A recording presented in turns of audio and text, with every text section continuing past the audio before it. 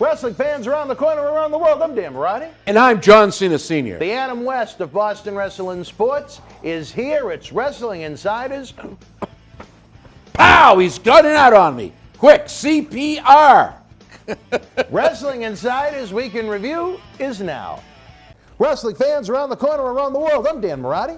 MJ in the house. Future WWE Hall of Famer, mind you. Let me tell you this. I'm not in there yet? No, not yet. Oh, okay. But you will be. Yeah, I will. You know Sean wants to be the first three-timer. Three-timer, yeah. yeah. There you go. Let me tell you, you enjoy the in-studio shoot interviews 4 times a week. It isn't cheap to put these productions together, folks. We need your No, help. because they got to pay me. Okay. Coronavirus has killed the nightlife in a lot of ways. We are night owls, Marty and I, but that's a different story for a different time. One way you can help is to check out the great merchandise we have in the Boston Wrestling eBay store. It is perfect for any wrestling man cave or any collection. That's right. Check it out. Support Wrestling Insiders and keep wrestling legends working on eBay. Get this WWE NXT TakeOver War Games 2020 11x14 limited edition autograph poster signed by everyone on the event, number 23 of only 100 made.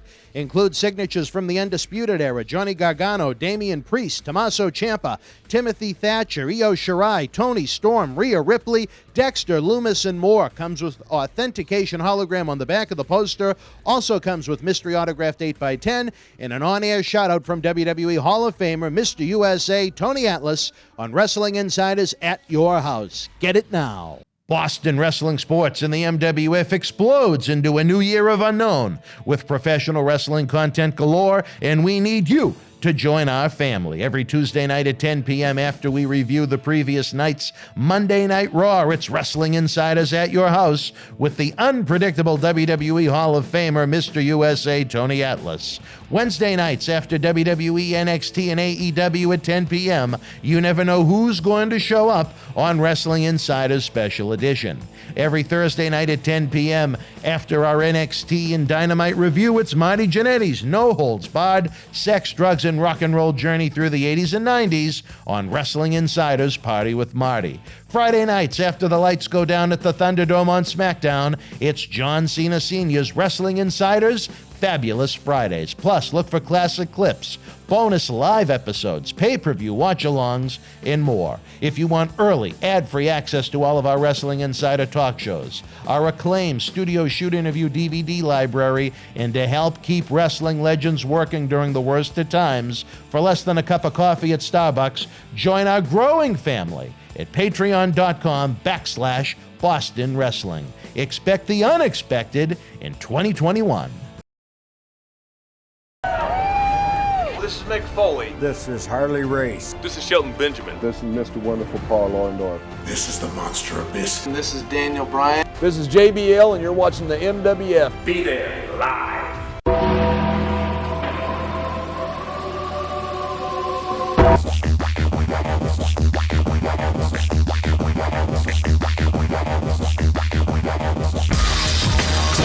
Wrestling fans around the corner, around the world, wherever you may be, welcome to another installment of our new Saturday night hit, Johnny. The fans have been having so much fun on Wrestling Insiders Week in Review. It almost feels like Saturday Night Live. Sometimes I do a podcast-style introduction to each segment if I'm alone. You've co-hosted now with me twice. Marty Jannetty's co-hosted. Tony's co-hosted. What we do here is we come to the realization that each week we bring you 4 exclusive in-studio shoot interviews, top-notch quality, but to give 4 nights a week to one show is a lot. So, with that in mind, especially during coronavirus times when the nightlife isn't exactly what Marty Jannetty might like it to be, and others that enjoy being out past, 9 o'clock, one-stop shopping, where you get all 4 of those weekly talk shows and some good company. We have the live premiere going to my right, where you guys can include your comments. I know Johnny loves to read what the fans have to say for the comments. Absolutely.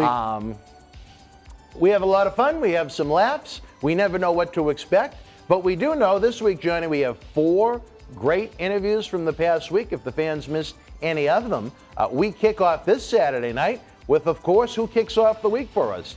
Wrestling Insiders at Your House, a series that kind of began on Tony's porch due to coronavirus needs last year, where we couldn't get him to the studio, so we had to go to the man's home and record on his porch. Wow. I never expected that in the beginning of 2020. Great guy. Great guy. I just love everything he does. Well, this week, fans, Tony Atlas discusses Carlito.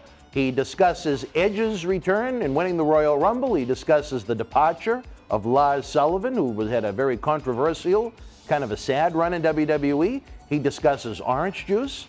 He discusses fast food facilities and much, much more from the mind of Tony Atlas. Johnny, stand by. I think the fans are in for some fun. Wow. Get ready for Mr. USA. Wrestling fans around the corner, around the world, I'm Dan Marati along with Tony Atlas. We've been taping episodes all day. We've been having some laughs. We've been having some fun. It's always great to have you here, Tony. We love you. You're out of your mind, but we love you. Yeah, well, I got a question I'm gonna pose to all the fans out here. Now, let's hear this. How do you think Tony Atlas would look in drag?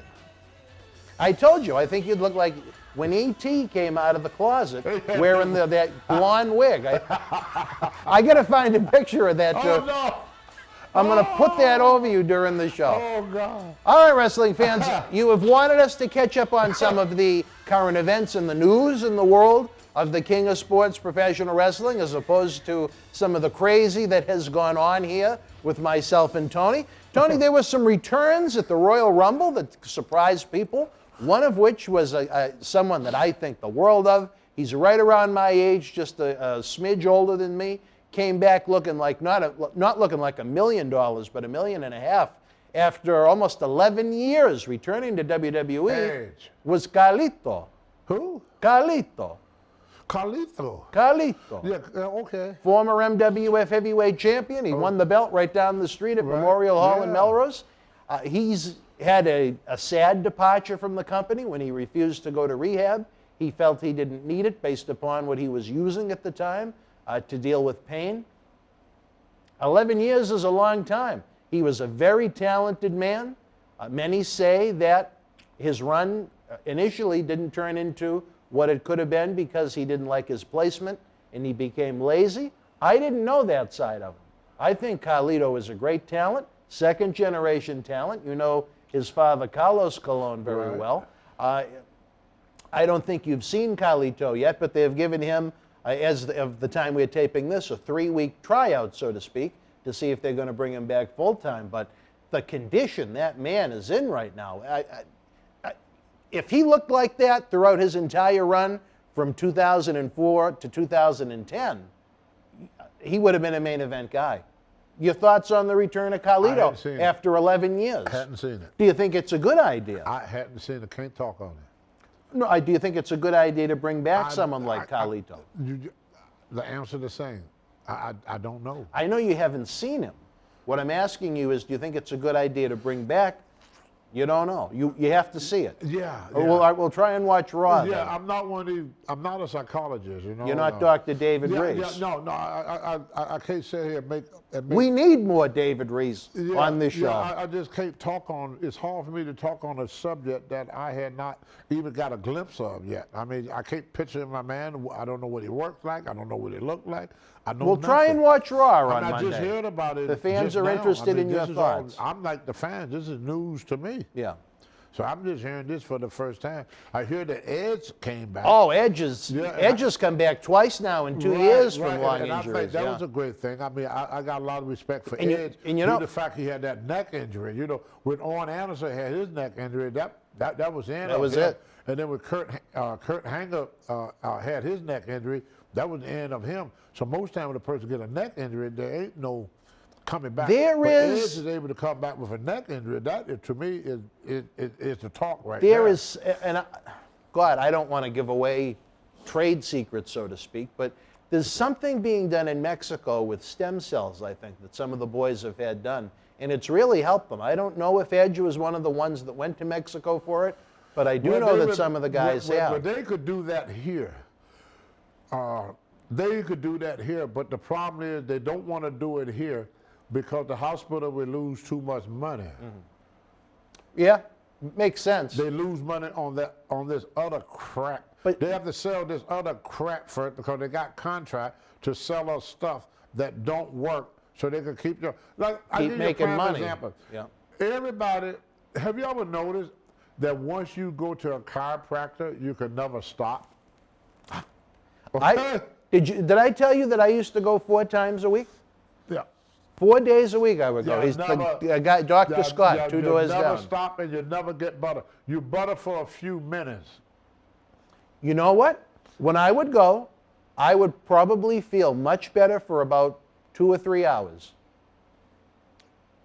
And That's then why I would go 4 times a week. And what- I think he looked at me almost like a Frankenstein project. No. His goal was, he said he wanted to get me to walk without a cane. No, this is what it was. What was it? When I first started personal training, Yeah. the owner of the gym, her name was Jill Harris, and it was Gold's Gym Yeah. at the time in Lewiston, Maine. She came up to me one day and she said, "You're doing this all wrong." And I said, "What you mean?" She said, "You show them too much at once." I said, "What? They're not going to remember?" She said, "Oh, they're going to remember." She said, "But the problem is they're going to do less session, which means we at the gym going to make less money." When I became Mr. USA, they took me to New Jersey where they make all the proteins and stuff like that. And these were going to be sponsors. They're going to sponsor my bodybuilding stuff. And I saw the protein in a big bowl. Then they put it in the different, they put it in the jar, right? The jar go down the belt there.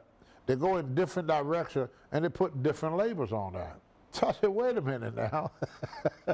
Well, how come you put different labels on that?" "Yeah, but the labels are different. If you do this with milk, it's weight gaining. If you do it with water, then it's weight loss. But the same shit." And milk and eggs are high source of protein you get. So what it is powdered milk and powdered eggs, and they put a little flavoring in it. And they sell it as protein, because milk and egg is a high source of protein. You get another time I was in California, and the guy invited me out to his plant, make orange juice. I can't remember if it was okra or whatever, but they make orange juice. I don't want to call the name, because if I do the wrong name, then I could get sued. But anyway, make a long story short. Yeah. I said, "This 100%, he started laughing. He said, "We only had to put 1% in there to call it 100%. Why is that? To make a profit. See, it's about the profit. See, and so think about it. Try this. I found out you cannot buy orange juice. You can't buy orange juice Why is that? because, try it. Buy your small cotton oranges. Yeah. Pour it in a glass. Go get some real oranges. Squeeze it. Hold them up to each other. Orange juice is not orange. It's yellow. Orange juice is not orange. That's all food coloring and sugar and the pulp. They put the whole thing in there. I hate the pulp. But that's what. Are you a pulp guy? Well, no, because. Do you like the pulp, or well, do no, you like it because see, without the pulp? But see, but the juice. What about the pulp? But the juice. The pulp! We want a Yeah, goddamn answer. juice- Do the you juice- like pulp in your orange juice or Yeah, not? yeah, but the juice itself is Yeah. not real juice. If that was real orange Frank juice. Goodhue knew the Yeah, juice. but if that was real orange juice, it would cost you probably for a pint $20. Wow. Brother. That's if you a lot say- of oranges, brother, yeah. Get a bag of orange one day. Y'all try this. Get a bag of orange. Squeeze it. Try and make a half gallon. Try to make a half gallon. You can't do it with a bag of oranges. They could never make money selling real orange juice. They can't. So they throw one orange in there. 1% of all orange juices, only 1% of that is orange juice. You read the label, it says 1%, why they got all this other stuff in the back? Think about it. When you read something, it's everything in there but orange juice. 100%, they say 100%, but if 100%, when you look at the ingredients, it just be orange juice.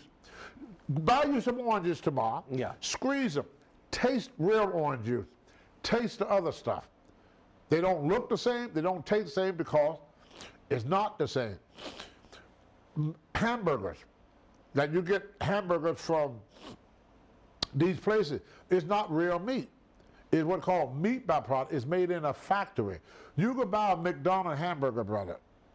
Don't put no trimmer. Don't put nothing on. Just get the hamburger and the bread. Set it in your, find a spot in your house. Set it there. A month later, it will look the same. Maybe we should do that on the show. It won't rot. Because that food was first created by the people going into space. No, I'm serious. Really? Well, they wanted to create food That would last. that don't spoil. So real meat would spoil. Yeah. This is not real meat. Why you think all these people get so fat off of eating a hamburger? It's protein. If you eat a real hamburger, another thing, try this too. When I talked to Nikolai Volkov, I said, Nikolai, what is the main thing you had to get used to living in America? He said, getting used to eating stale meat. You cannot get fresh meat in America. People don't realize that. By the time it hit your table, that meat is 1 to 2 months old. Well, I know my Try this one day. good friend Hollywood Barani from Ethiopia, they actually would cut up a cow piece by piece to have the fresh meat. Yeah, Yeah. But try this. Go buy you a nice bright red steak. Yeah. Put it under the sink to wash. You know you have to wash Yeah, your meat before you eat it? What happened to that steak? I don't know. What? It turned brown. Just by the water hitting it? Because you're washing the food coloring off. That bright red is food coloring. Where do you food shop, Tony? Well, no, I just know these things because I work for Butcher and Bean, Tony Atlas, and us guys. People would invite us to their place. They would pay just like what happened for me today. They would pay just to have Mr. USA to come by their factory. Yeah. So and then they tell us things, and that's how They gave you the scoop. Yeah, they give us the scoop of the hamburger. Yeah. You buy a hamburger. Now, everybody out here know what I'm talking about. You probably don't cook. Anybody that cook knows that. No, I'm not much of a cook, believe Right. me. Right. All right. You take a hamburger, right? Break it open. Yeah. It's red on the outside, brown on the inside. It's food coloring. That meat is spoiled. When you eat like hamburger, when you eat any pork, Yeah. you're in Massachusetts. Yeah. There's no pork farm in Massachusetts. Most of the pork is from North Carolina. So the hog gets slaughtered and everything in North Carolina, packed on a truck, and then gets shipped out to different chains around the world. By the time that meat go from North Carolina and go to the grocery store, that meat is already probably a month old. By the time it hit the grocery store, by the time you buy it, put it on your table, it's 2 months old. And that's the one thing that Nikolai had to get used to. He said, eating stale meat. See, there's a thing about marketing they call a profit. Yeah. So they looking for a way of making a profit off of everything they do. Like people always making fun of me eating chitlins. It's pig intestine. But anybody that ever ate a hot dog or anybody that ever ate link sausages have ate pig intestines. And they don't know it. Yeah. It's the casing that hold the meat. See, how come some that eat chitlin, after the Civil War, they had nothing to stuff it with. Down in Louisiana, they took it, stuffed it with meat and rice. They call it How did we wind up in this conversation, Tony? Just out of curiosity, how crazy is this show that we're talking about orange juice, yeah, hamburgers, yeah, pig intestines? yeah. I mean, you can't make this shit up. Well, no, but see, that's why when I was wrestling, Yeah. but when I was wrestling, I always went to places where I know I could get fresh meat. Chitlins. Oh, and I ate a lot of veggies, and I wouldn't eat fast food because most fast food is not the real deal. That's why when they had this thing not too long ago, Wendy's stopped selling hamburgers. Wendy's stopped selling hamburgers? When the coronavirus first hit. They did? Yeah, they wouldn't sell hamburgers. You buy anything but a hamburger. What planet do you live on? I'll tell you the reason why. All right, let's hear it. Because Wendy's are the only place where the meat is not frozen. They don't use frozen patties. Uh-huh. That's why they couldn't sell hamburger during the pandemic. Why? Because they don't use frozen meat. Well, what did the coronavirus have to do with frozen Because meat? you can't keep it. What? It go bad. But why couldn't they sell it? Because people was not eating out as much. You mean they had too shut much down the restaurant. inventory? Right. Okay, all right, that makes sense. And so the customers dropped. So they cut out the hamburger because a lot of it was going bad because they couldn't sell enough of it in time for it not to go bad. So instead of wasting money on bad hamburger meat, you could get a chicken sandwich or anything but a hamburger. What about a Frosty? Because Wendy's do not use frozen patties. When you go to McDonald's, they get a frozen patty. When you go to Burger King, they get a frozen patty, and they put it on a little sheet thing that goes around in a circle like a little microwave something, and they nuke it. Then they slap it on your bun. You see what I'm saying? But the patties are frozen. They're like a rock when they first pull out a patty. How do you know this? I know people.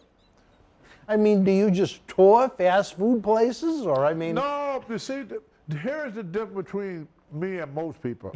Let's hear this. I ask questions. You're inquisitive. I ask questions. You're inquisitive. I get that. And when you open with people about things, when you talk openly, see, that's how come I got along with Dick Murdoch and Klansman. I never criticize a person in what they say. See, let's say you start a conversation with me about something, and I take the opposite approach. What are you going to do? Either you want to get in a pissing match with me, or you're going to back off. So what I do, I say, this person, I realize it's a train wreck. A train wreck means this person is not going to listen to me. Percy's ribbing us. Yeah, this person is not going to listen to me. And all I'm going to do is get in a fight trying to convince this person to see things my way. So let me reverse things and just go along to get along, and maybe I can understand how this person thinks. Yeah. I may not agree with his way of thinking, but at least I know what I'm dealing with. Yeah. So with future conversation with this person, I know which route to take with this person, because I know this person. So now you won't listen to what I say. You won't learn from me. So let me see if I can learn your way of thinking. All right. And that's just something that most blacks learned to do in the 50s and in the 60s. You know, like if somebody is against mixed marriages or against gay people, I'm not going to change that person's mind. I'm not. All I'm going to do is get in a pissing match with them and call enemy. And so you have to get what's called priorities. What is your priority? My priority, I work with this person. I don't have to marry this person. I don't have to go to bed with this person. I don't have to live with this person. I'm only going to see this person 8 hours a day on a job. Yeah. So for 8 hours a day, I let him have his way in his thoughts. I leave his thoughts to him. I got to get out the fishing line, Tony. All right. We got to talk a little bit about wrestling. Do you, just to wrap up where we originally went with Carlito, do you think from what you've saw of him in the past that he could be a serviceable talent to the company? Yes, of course. Of course, absolutely, of course. And I think that's why they wouldn't have brought him back if they didn't think that. Well, it's a 3-week test, so we'll see what happens. Now, you know what? I want your opinion on this, because I look at this in two ways. As someone that wants to see WWE succeed, where I'm a WWE stockholder, and of course, the goal is everybody wants to go and work there and see them be successful. I'm happy to see a quality talent like Carlito go, but the promoter side of me, when we have our live events again, I'd love to have that version of Carlito in our live in-ring events. So does that make me selfish that I kind of hope he doesn't stay, or? Not really. No. You know, every businessman, you know, I'd rather for people to watch Boston wrestling than another talk show. I'd rather for people to buy my artwork than to buy someone else's.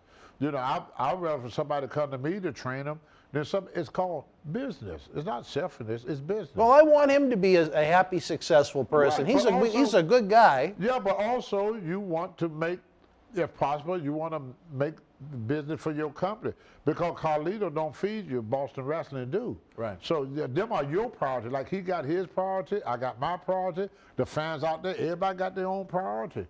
So you will want to be able to contact and give the fans, you know, the best possible talent. That's always the Yeah, goal. and it's not selfish. It's just that you want to give your fans, your consumers, you want to give them the best possible talent as possible. And Carlito was a part of that. And now that Vince took that away from you, of course you're going to feel like, here's another great superstar that I could no longer book at an affordable price. It'll be interesting to see if WWE decides not to go back to house show touring like I've heard, which I think is a bad move as far as the talent being able to learn in front of live audiences. They're not going back to house show. I think it's a bad decision if they don't. But that was Vince told me this in '86. No, I understand that. He wishes it was just a TV and a pay-per-view company. But I think for the guys and the girls to truly learn, they should be out on the road working in front of live audiences. The only reason, you missed it, the only reason he did it is to keep the wrestler busy. Right. Well, maybe he needs to keep them busy. To keep the wrestler busy. The reason he's not going to do it no more, because, see, there's a lot of stuff, I hate to say it, that we are enjoying today that will not be in the future. Number one, there'll be no more TV. Just internet? The internet is taking over. All right, Tony. Are you familiar with Lars Sullivan?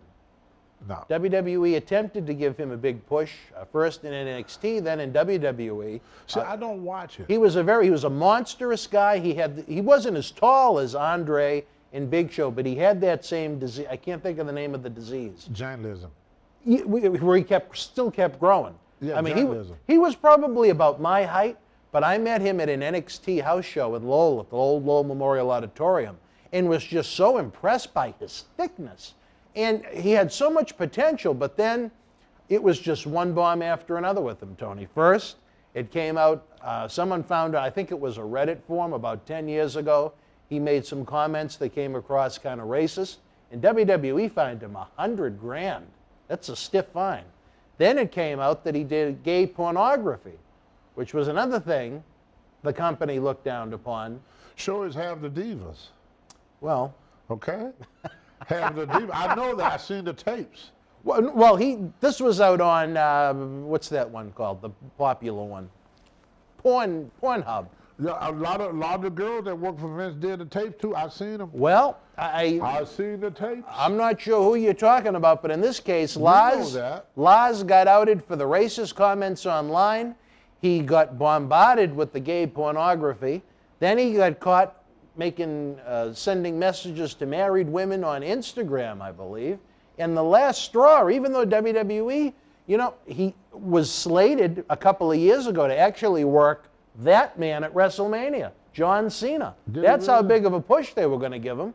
And he developed this anxiety that he no-showed TV tapings this year. Wow. He said he couldn't even eat the day of the shows. That almost sounds like me. I've told you before, the day of the tapings and things like that, I get so tense I don't even eat. But this man, you're talking about someone that likely could have been a seven-figure player if they turned him into a main eventer. Soft. And now he's gone. Undertaker, soft. Do you think he was soft in the gay pornography movie? No. Think about it. Yeah. Soft. In the movie or in life? It's just soft in general. See, you could be big, tough on the outside and soft as a freaking grape on the inside. These guys are everything Undertaker says, it's showing you right there. That's what Undertaker was talking about. Softness. These guys are soft. He's not talking about physically soft. He's at a very sensitive. You can't say nothing to him. Every little thing hurt their feelings, And it sounds like, honestly, he needs therapy. It's not just him. No, you're right. It's the whole freaking country. It's the whole country. But he ruined his career over this anxiety. A lot of people lose their career because they're so wimpy and so soft and so scared. I saw, not to get into it, because I love policemen, I saw this one shooting. You saw a shooting? Well, on TV. Oh, on TV, okay. Oakland, California? California. The guy is sitting in a car. Yeah. His wife is right beside him. His baby's in the back seat. He told the cop, I have a gun, but I got a permit for it. The cop said, you can hear him on tape, let me see your license and gun permit. The guy reached to get his license, the cop shot him. Why? When you see the cop, this is the cop. He was scared? Scared to death. Scared to death. Look at all them shootings. They're all in the back. All them black shooters got shot in the back. I saw this one guy walk around the car, and he had mental problem, you know. The cop is walking behind him with the gun. He go in the car, bang, bang. The cop pulled him out his shirt and started shooting him. Are you talking about the one where the guy, he was with a couple of women, then he ran around to the front? He was walking, not running. He went over to and the cop walking he right opened the behind him. front door and then The went cop under was the. walking right behind Well, him. you know what? Hey, if I'm the cop, I want to go home and see my kids. Brother, That one. brother, it ain't no one cop. I'm not saying. You know what would happen in the olden days? What would happen? They would have took him to the ground.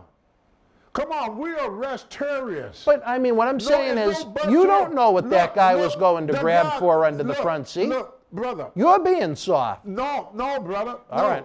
Look, I've seen serious people get arrested. Mass murderers get arrested. I've seen shooters get arrested. And to see an unarmed black man get shot in the freaking back, and then you said the cop want to go home, and he got 5 cops, like the George Floyd thing. How many freaking... Two different scenarios. No, it's not, brother. You got, it's 5 against 1. And the honest... What I'm saying is they told him to stop. He didn't stop. He went around to the front seat and he went under like he was going to grab something. And then I saw a white guy... Well, what walking would with you an have done if you were the cop? I saw a white guy Yeah. shoot 2 people, walk up to the cops with an NR-15, and the cop tell him, move out the way, doing all this riding. Oh! The one that came from... Oh, yeah, the with one the that- NR-15. The one that went from Wisconsin to Illinois? Yes. Yeah, I know he... Walked right in front of the police car with Didn't- an NR-15. But didn't he wind up getting arrested? No. He didn't get arrested? No, if they let him go, the Republicans fought from it, and then they say it was self-defense, and they made him a hero. I give me don't that know shit, how man. that can even be legal That's to what I'm carry saying. that. These guys had their back turned. I brother. can understand someone, and you have some guns. We've seen them at Come your on, house. now. But for what that guy had, how can the average person need a gun like that? Brother, that ain't the point. What if that guy was black? Well, boom. They would have blew his ass away. Probably. And you know damn well, Dan.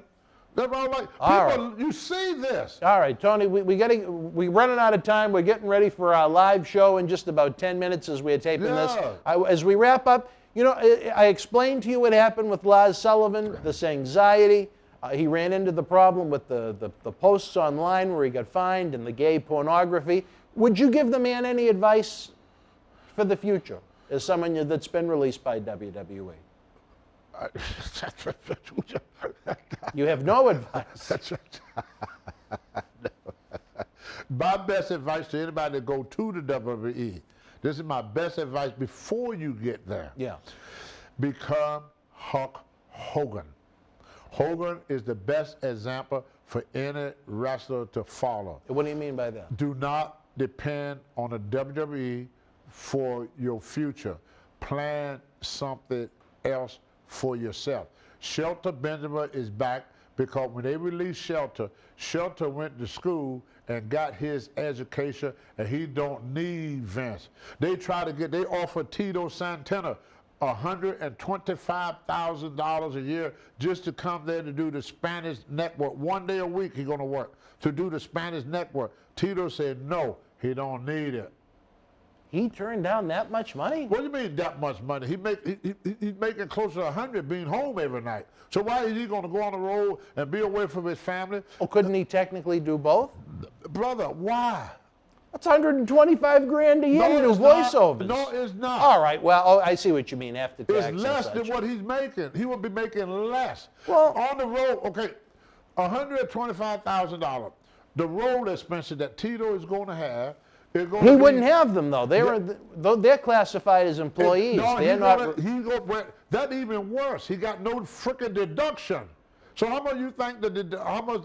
But I mean, for the announcers and whatnot, they have their expenses taken care of. That is, in reality, Dan. If you know anything about income tax, in reality, $100,000 in reality is $52,000. It's not quite that bad. But no, that's how it is, Dan. I've been doing it my whole life. I know. Tony, you're telling me he's being taxed at 48%? Yes. You pay 15 federal, 15 state, and it's almost 20% with the Social Security and all that other stuff. I'm not a tax expert. I'm not. You've had to deal with taxes much more than me. Wait. If you take 15 state and 15 federal, that's 30% right there out of 100. All right, we got about 30 seconds, Tony, to wrap it up, baby. But you down to 30 already, just with state and federal. And then they take off for Social Security, too. So you're looking at 40%. You got to deduct at least 40% of that, because I've done it 1,000 freaking times. And then I started doing deductions. I know this for a fact. Nobody need to tell me this. I mean, I lived it. You lived it. I lived it. $125,000 after taxes and everything else, and whatever expenses he do have, he's looking at maybe a $75,000 take home. All right, well. He's going to make $10,000 less than what he makes staying home every night. All right, well, that was Tito's decision. Good for Tito. If Tito's happy, good for Tito. But you Arriba. Because when you self-employed, we got to take it home, baby. I know nothing comes out of your check. You know that. Right. Nothing You got to comes take out. it at the end. They don't take taxes out. Yep. Like a regular job. So you pay at the end of that year. It's like what I have to do with my regular studio work. Right. Yeah. They take out at the end of the year. So at the end of the year, you sitting here looking at, you're looking at. But my point is, with $30,000 or $40,000 you owe the government. The commentators, though, they have employee contracts as opposed to. And you have to pay taxes. They send you a W-2 form from Canada. Right. You pay them. All right, wrestling fans, we're running out of time. We talked a little Carlito, a little Lars Sullivan, orange juice, hamburgers, taxes, Tito, and so much more. We will see you tomorrow night on Wrestling Insider's Special Edition at 10 p.m. after AEW and NXT. Don't forget, we party with Marty Thursday at 10 p.m. Marty Jannetty, you never know what to expect. And then on Friday night after SmackDown, John Cena's dome lights up for Fabulous Fridays. We all get together Saturday night at 10 for Wrestling Insiders Weekend Review to chew the fat. For my Hall of Fame buddy, Tony Atlas, I'm Dan Marati. We'll see you next Tuesday, 10 p.m. on Wrestling Insiders. Good night. The World Wrestling Federation was live at the Worcester Centrum in Worcester, Massachusetts, Saturday, March the 2nd, 1996. In the opening contest, the Godwins beat the Body Donners. Ringmaster Steve Austin with the win over Marty Jannetty. The 1-2-3 Kid defeated Bob Hawley. Ahmed Johnson victorious over Tatanka, replacing Jeff Jarrett. Owen Hart beat Aldo Montoya, replacing Yokozuna. Savio Vega replaced Razor Ramon with the win over Intercontinental Champion Goldust via countout. Duke the Dumpster Droese defeated Hunter Hearst Helmsley. WWF World Champion Bret Hart retained the title over The Undertaker via countout due to interference from Goldust, and Shawn Michaels victorious over British Bulldog Davey Boy Smith. If you were in Worcester Live, share your memories in the comment section below. Use the links in the description box to keep Wrestling Legends working in our eBay store and on our acclaimed Patreon streaming service so we can bring you more interactive Superstar Shoot interviews to relive the good old days of professional wrestling. Check it out. Boston Wrestling Sports in the MWF explodes into a new year with professional wrestling content galore and need you to join our family. Every Tuesday night at 10 p.m. after our Monday Night Raw review, it's Wrestling Insiders at your house with WWE Hall of Famer Mr. USA Tony Atlas. Wednesday nights at 10 p.m. after NXT and AEW, join rotating legends on Wrestling Insiders Special Edition. Every Thursday night at 10 p.m. after our NXT and Dynamite review, it's Marty Jannetty's no-holds-barred sex, drugs, and rock and roll journey on Wrestling Insider's Party with Marty. Friday night after SmackDown, don't miss John Cena Sr.'s Wrestling Insider's Fabulous Fridays. Plus, look for classic clips, history videos, bonus live episodes, pay-per-view watch-alongs, and more. For less than a cup of coffee at Starbucks, get early ad-free access to our Wrestling Insider talk shows, our acclaimed studio shoot interview DVD library, and help keep wrestling legends working during the worst of times. Join our growing family at patreon.com/Boston Wrestling. Expect the unexpected in 2021. Wrestling fans, I'm Dan Marty. And this is the man of the hour, Leo Rush. Is all over BostonWrestling.com and our social media. But Leo, brother, they got to check out some of this merch. They got to. Check it out, fans, right now available on eBay. Support Wrestling Insiders and keep wrestling legends working on eBay. Get this Karrion Kross and Scarlett double autographed 11x14 poster from NXT TakeOver in your house, number 19 of only 30 made. Comes with authentication hologram on the poster itself. Also comes with a mystery autographed 8x10 photo and an on-air shout-out from WWE Hall of Famer Mr. USA Tony Atlas on Wrestling Insiders at your house. Get it now. All right, Johnny, that was everything I expected and more. Wow, I guess. Trying to explain how much orange juice is actually in orange juice. It's something I didn't know, but I'm glad he knows it. And the history of patties at fast food restaurants. Tony has a plethora of information. Now, I don't know if this is exactly 100% accurate information, but I know Tony believes it to be true. All I know is how many wings are chicken wings and how many wings are not wings. He knows all about that. Well, we don't. Listen, you know what? You couldn't have more fun. A night with Tony Atlas after a wrestling show, working at a wrestling show, and now to listen to what he had to say, couldn't ask for anything more. That's why that Patreon streaming service that we try and hype up is so much fun, Johnny. Not only does it keep wrestling legends working, but fans have access to literally hundreds of full-screen ad-free episodes with Tony on them. And I mean, if you talk about if, God forbid, you ever do come down with any illness and you kind of, stuck in bed for a couple of weeks, or if you're traveling, I mean, what a way to pass the time than to listen to the wisdom of the sage that is Mr. USA, Tony Atlas. Just checking the can. Okay, you're drinking. That's a monster. You're drinking all right. It's okay. All right. The wisdom of Tony Atlas. The wisdom of Tony Atlas. Coming up next, though, Johnny, a man that I consider him a new friend to the show, a new friend to Boston Wrestling MWF, a man that once I get to know him a little bit, I have a great amount of respect for him. The Warlord, one half of the Powers of Pain. Most fans remember him as a big monster from the 80s and the 90s, the World Wrestling Federation, NWA, and WCW. But, we had him here as part of the Paul Bearer Holiday Headlocks Toy Drive. We taped a series of interviews, one of which is going to be coming up momentarily. But, I mean, I think the best way to put it, though, Johnny, is even though after his wrestling career he became a bodyguard to the rapper 50 Cent and other celebrities, even now he's a badass bouncer at some nightclubs that are open down in Florida. But he's a first-class gentleman. He is. Not only that, he takes care of his 10-year-old grandson like it's his own. That's a quality person. Amen. All right, fans. Coming up now, I'm going to put $1 down, or maybe one of those Fabo bucks down, is a future WWE Hall of Famer, the Warlord. He shoots on the passing of Pat Patterson and Road Warrior Animal, who he worked extensively with in the NWA before jumping to WWF. We'll be back with the Warlord. Stand by. All right, wrestling fans, welcome to another special edition of Wrestling Insiders. The brand new guests keep growing and growing.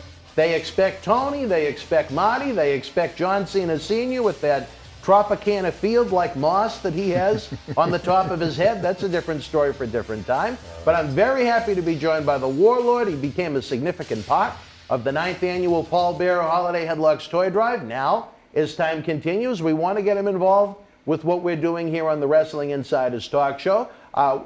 He joined WWF at a perfect time in 1988, where we're kind of along the same timeline chronologically with Marty, but we're going to get there eventually. A lot of fans had a couple of questions about some of the greats that have passed not too long ago, and maybe you might be able to provide some interesting insight. As we're taping this less than a week ago, we lost the Hall of Famer Pat Patterson, a man that was instrumental in the great success of the WWF/WWE. Your memories, experiences, observations of the Hall of Famer Pat Patterson. Pat was just a great booker. He knew how to run that company. He knew how to book matches, everything else. He knew how to make sense of guys he put together in the ring and that stuff. My biggest thing of actually meeting Pat Patterson the first time was Barb got a call from, I believe it was Grizzly Smith at the time? Jake Roberts' dad? Yes, Jake Roberts' dad.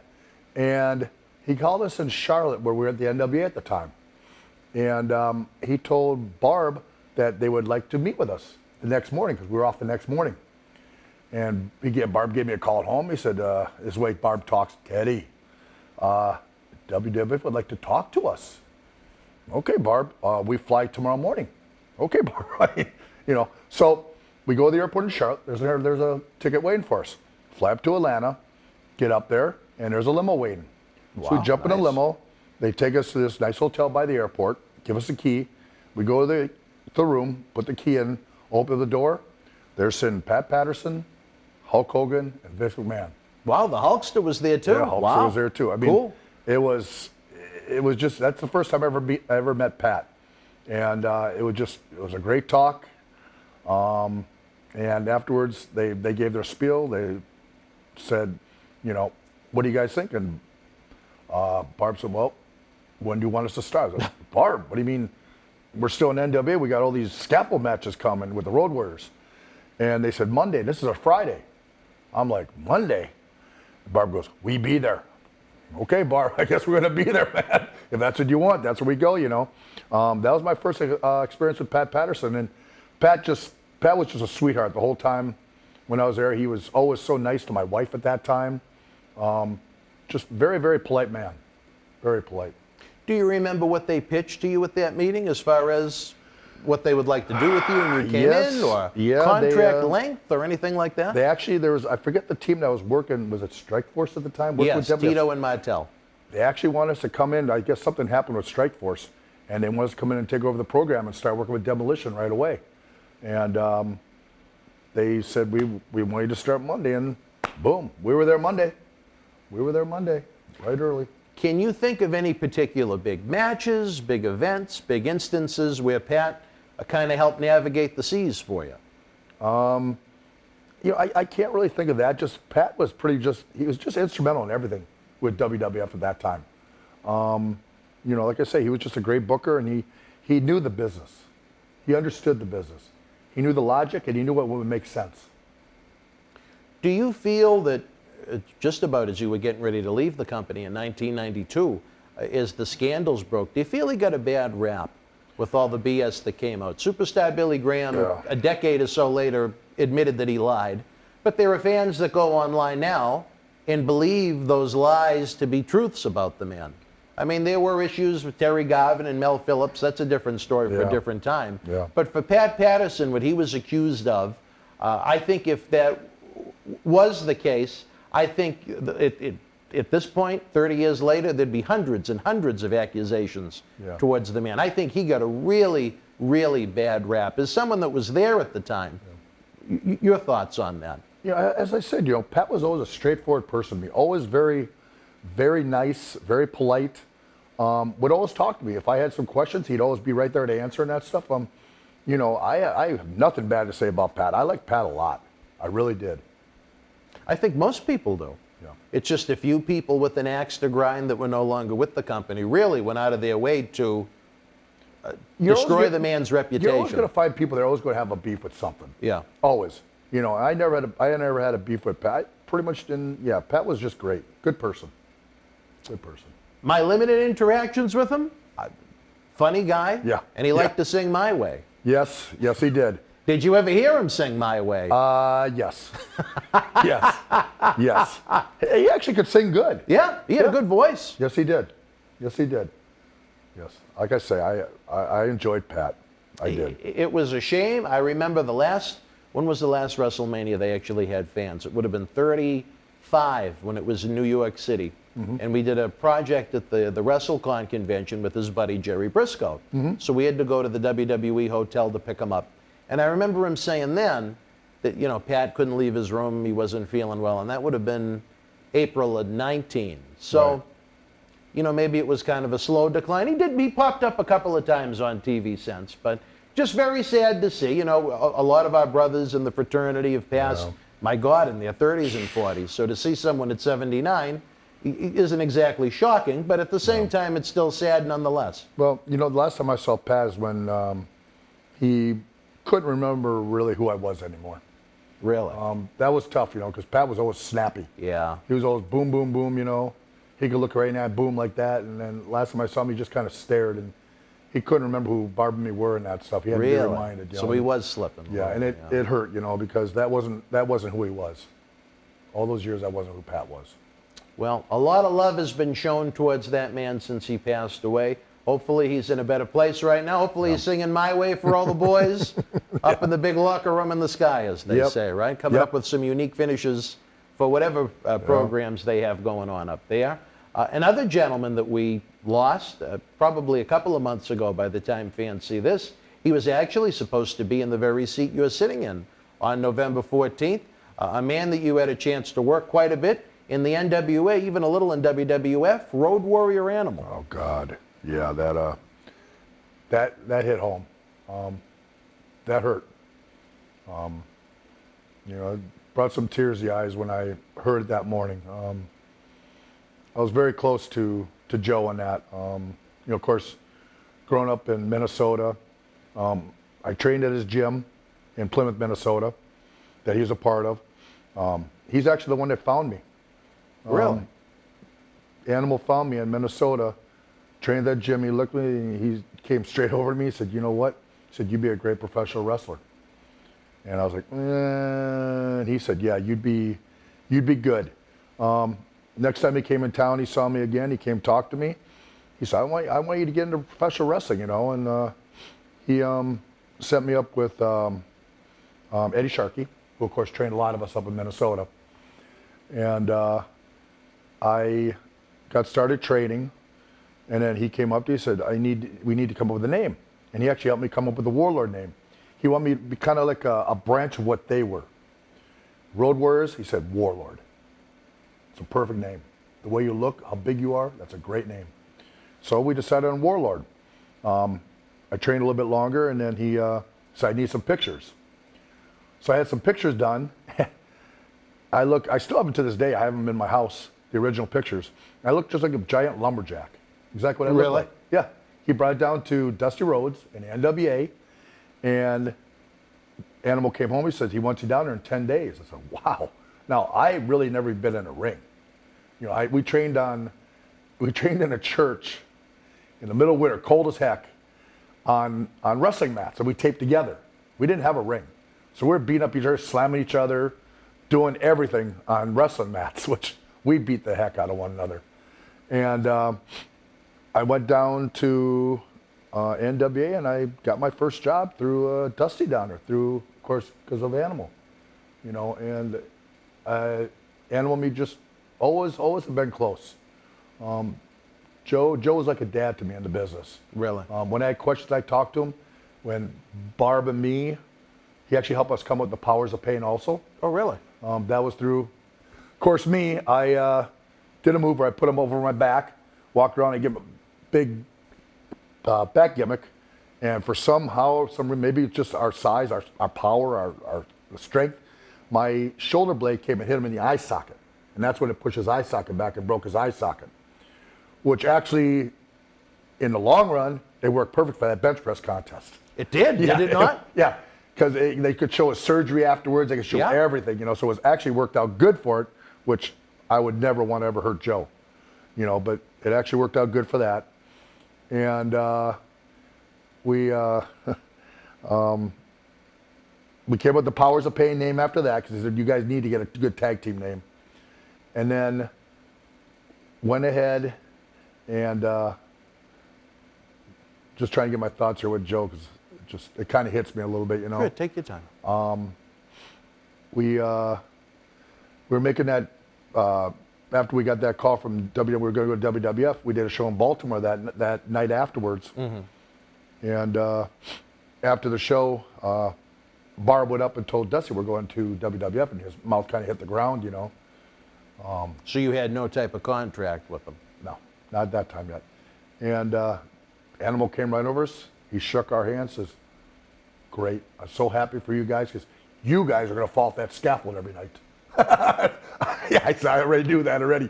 He said, you would have got hurt sooner or later. As big as you guys are, you guys would have got hurt. You know, he said it's the best move you could ever made. You know, and then of course when he came to WF down the road, you know, we traveled a lot, and I had a lot of fun with Joe. He was a good man. Good man. And it came out of the blue. He wasn't someone you heard of having health problems. Like I said, in November, he was slated to be part of a big live event we were going to have, and he was very anxious to come to the studio. Him and I had talked about a longer-term arrangement as far as him being a regular in studio, and him being so blunt and forward. I think it would have made for some great wrestling talk shows, that's for sure. Joe was a great talker. Joe had been around so much. I mean, he was so big, and they were so over in Japan, over in the NWA, they were over in the AWA, they were over in Georgia Wrestling, and then, of course, coming to the WWF at the time and that. So, I mean, you know, no one is ever going to touch the Road Warriors. They're the GOATs, greatest of all time. There's no tag team. Barb and me we were great. They were the best. Those guys were the best tag of all time. Any particular memories of Animal that you think the fans might enjoy that they wouldn't have known by watching the man kick ass and take no prisoners on television? You knew Joe, the human being. Yeah. Joe just had a big heart. He helped a lot of people. He helped a lot of people in this business. You know, he was just, that's the biggest thing I say about Joe, is Joe just had a big heart. He really did. And he was a great dad and everything else too, and all that stuff. You know, he was a good human being. Very good human being. I enjoyed our experiences with him when we booked him in the past, and like I said, I was really excited about the thought of having him here as a regular. I think the fans really would have enjoyed it. I think the fans would have gone out of their way to try and watch it. But even more so, once they watched it, I think they really would have enjoyed the content that we could have produced. I would have loved it. I would have loved it. I think it'd be different than the Marty Jannetty and the Tony Atlas weekly episodes, but that's what makes these series so much fun. Of all people, and we had a laugh with the Nasty Boys about this, it was Marty Jannetty that came up with this concept, because we actually interviewed the Nasties individually outside of their virtual autograph signing. And they said, why wouldn't you want to interview us together? It was almost like how we did it with Bill and Barry, Demolition, two guys who I think the world of. But you and I are sitting right here, pretend we're out at a lake right now, and we're seeing the moon shine down on the water, and someone says, well, where's the moon? It's right there. And ask you, Warlord, where's the moon?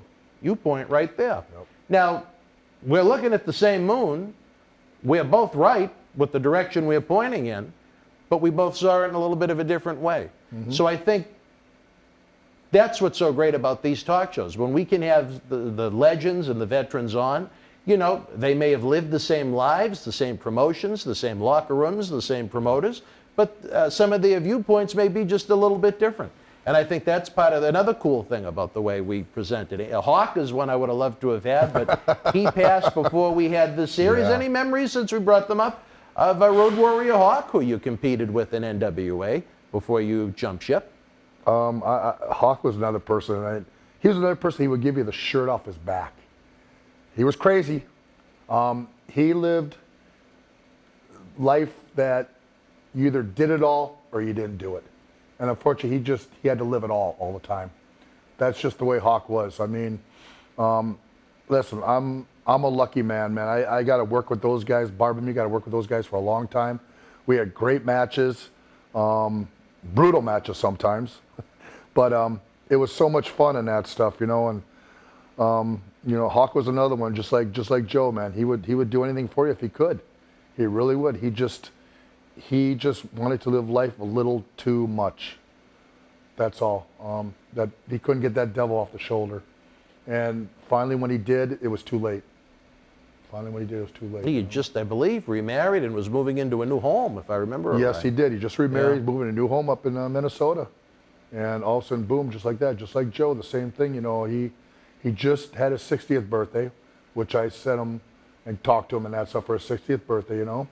and all of a sudden they're going to celebrate, him and Kim are going to celebrate their anniversary, and you just, that night, I mean, I woke up that next morning because I work at nights.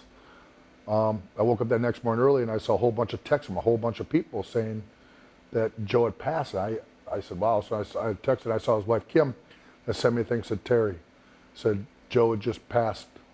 Last night was like 11:47 or something it was. I couldn't believe it.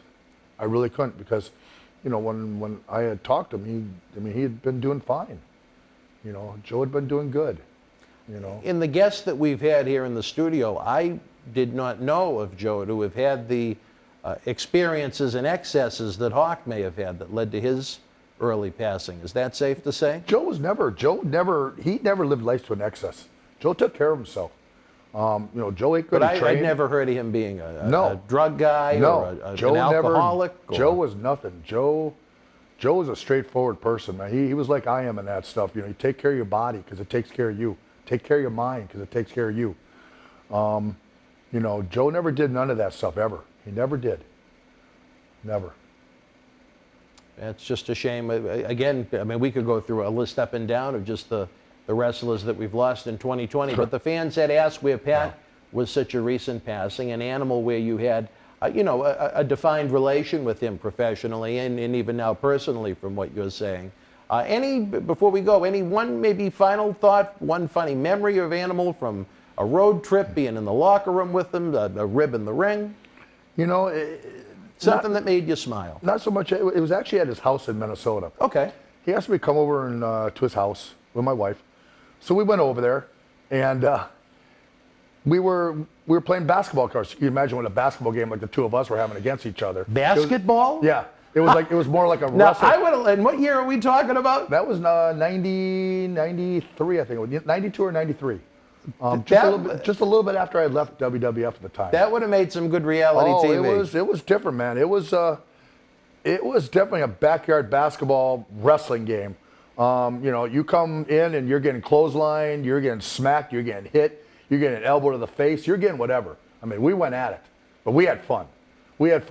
So we go to the pool, and if you know his son James, who became, of course, a starting linebacker for the St. Louis Rams, which he played 10 years. Now he's a commentator for Fox. I listened to him. Is he really? Yes, sideline. I didn't know that. Yes, I James had no idea. James Laurinaitis. Oh, I'm very familiar with the football career, but I had no idea he got into the broadcast side. Good yes, for because him. I was listening to the radio one time of a game, and they said, and we're going to James Laurinaitis down by the field. So I text Joe, right? I said, Joe, I said, I didn't know James got into that. He said, yeah, man, he just started. And I heard it the other day when one of the football games, we're going down to James Laurinaitis. So yeah, he's doing behind the scenes. He's doing down there now. He's still got to be a relatively young guy, maybe early 30s. Yeah, James is a young guy. He put his time in the NFL for sure, but he's still a young guy. Yeah, James he pretty much retired because he had some shoulder injuries, other things. And he said, I just can't play at the level I need to play anymore for this game. And, you know, he didn't want to come out where he was going to be the rest of his life, you know, crippled or anything else, you know. And, you know, he's got his pension. He's got all, now he's doing the commentator. He's a great commentator, you know. But to finish the story, we went by the pool, and James had just gotten, this was just a little guy, you know. And when I see James, I always tell him about that, you know. And he goes out, first thing he pulls his pants out, he starts peeing on the bush. And Joe goes, James, what are you doing? God damn it. That's why all the goddamn plants are on their goddamn dogs. You're pissing on them all the time, you know. So I think, wow, man. You got Big Joe and that stuff, little James and that stuff, you know what I mean? It's just a neat memory of a dad and a son like that, you know.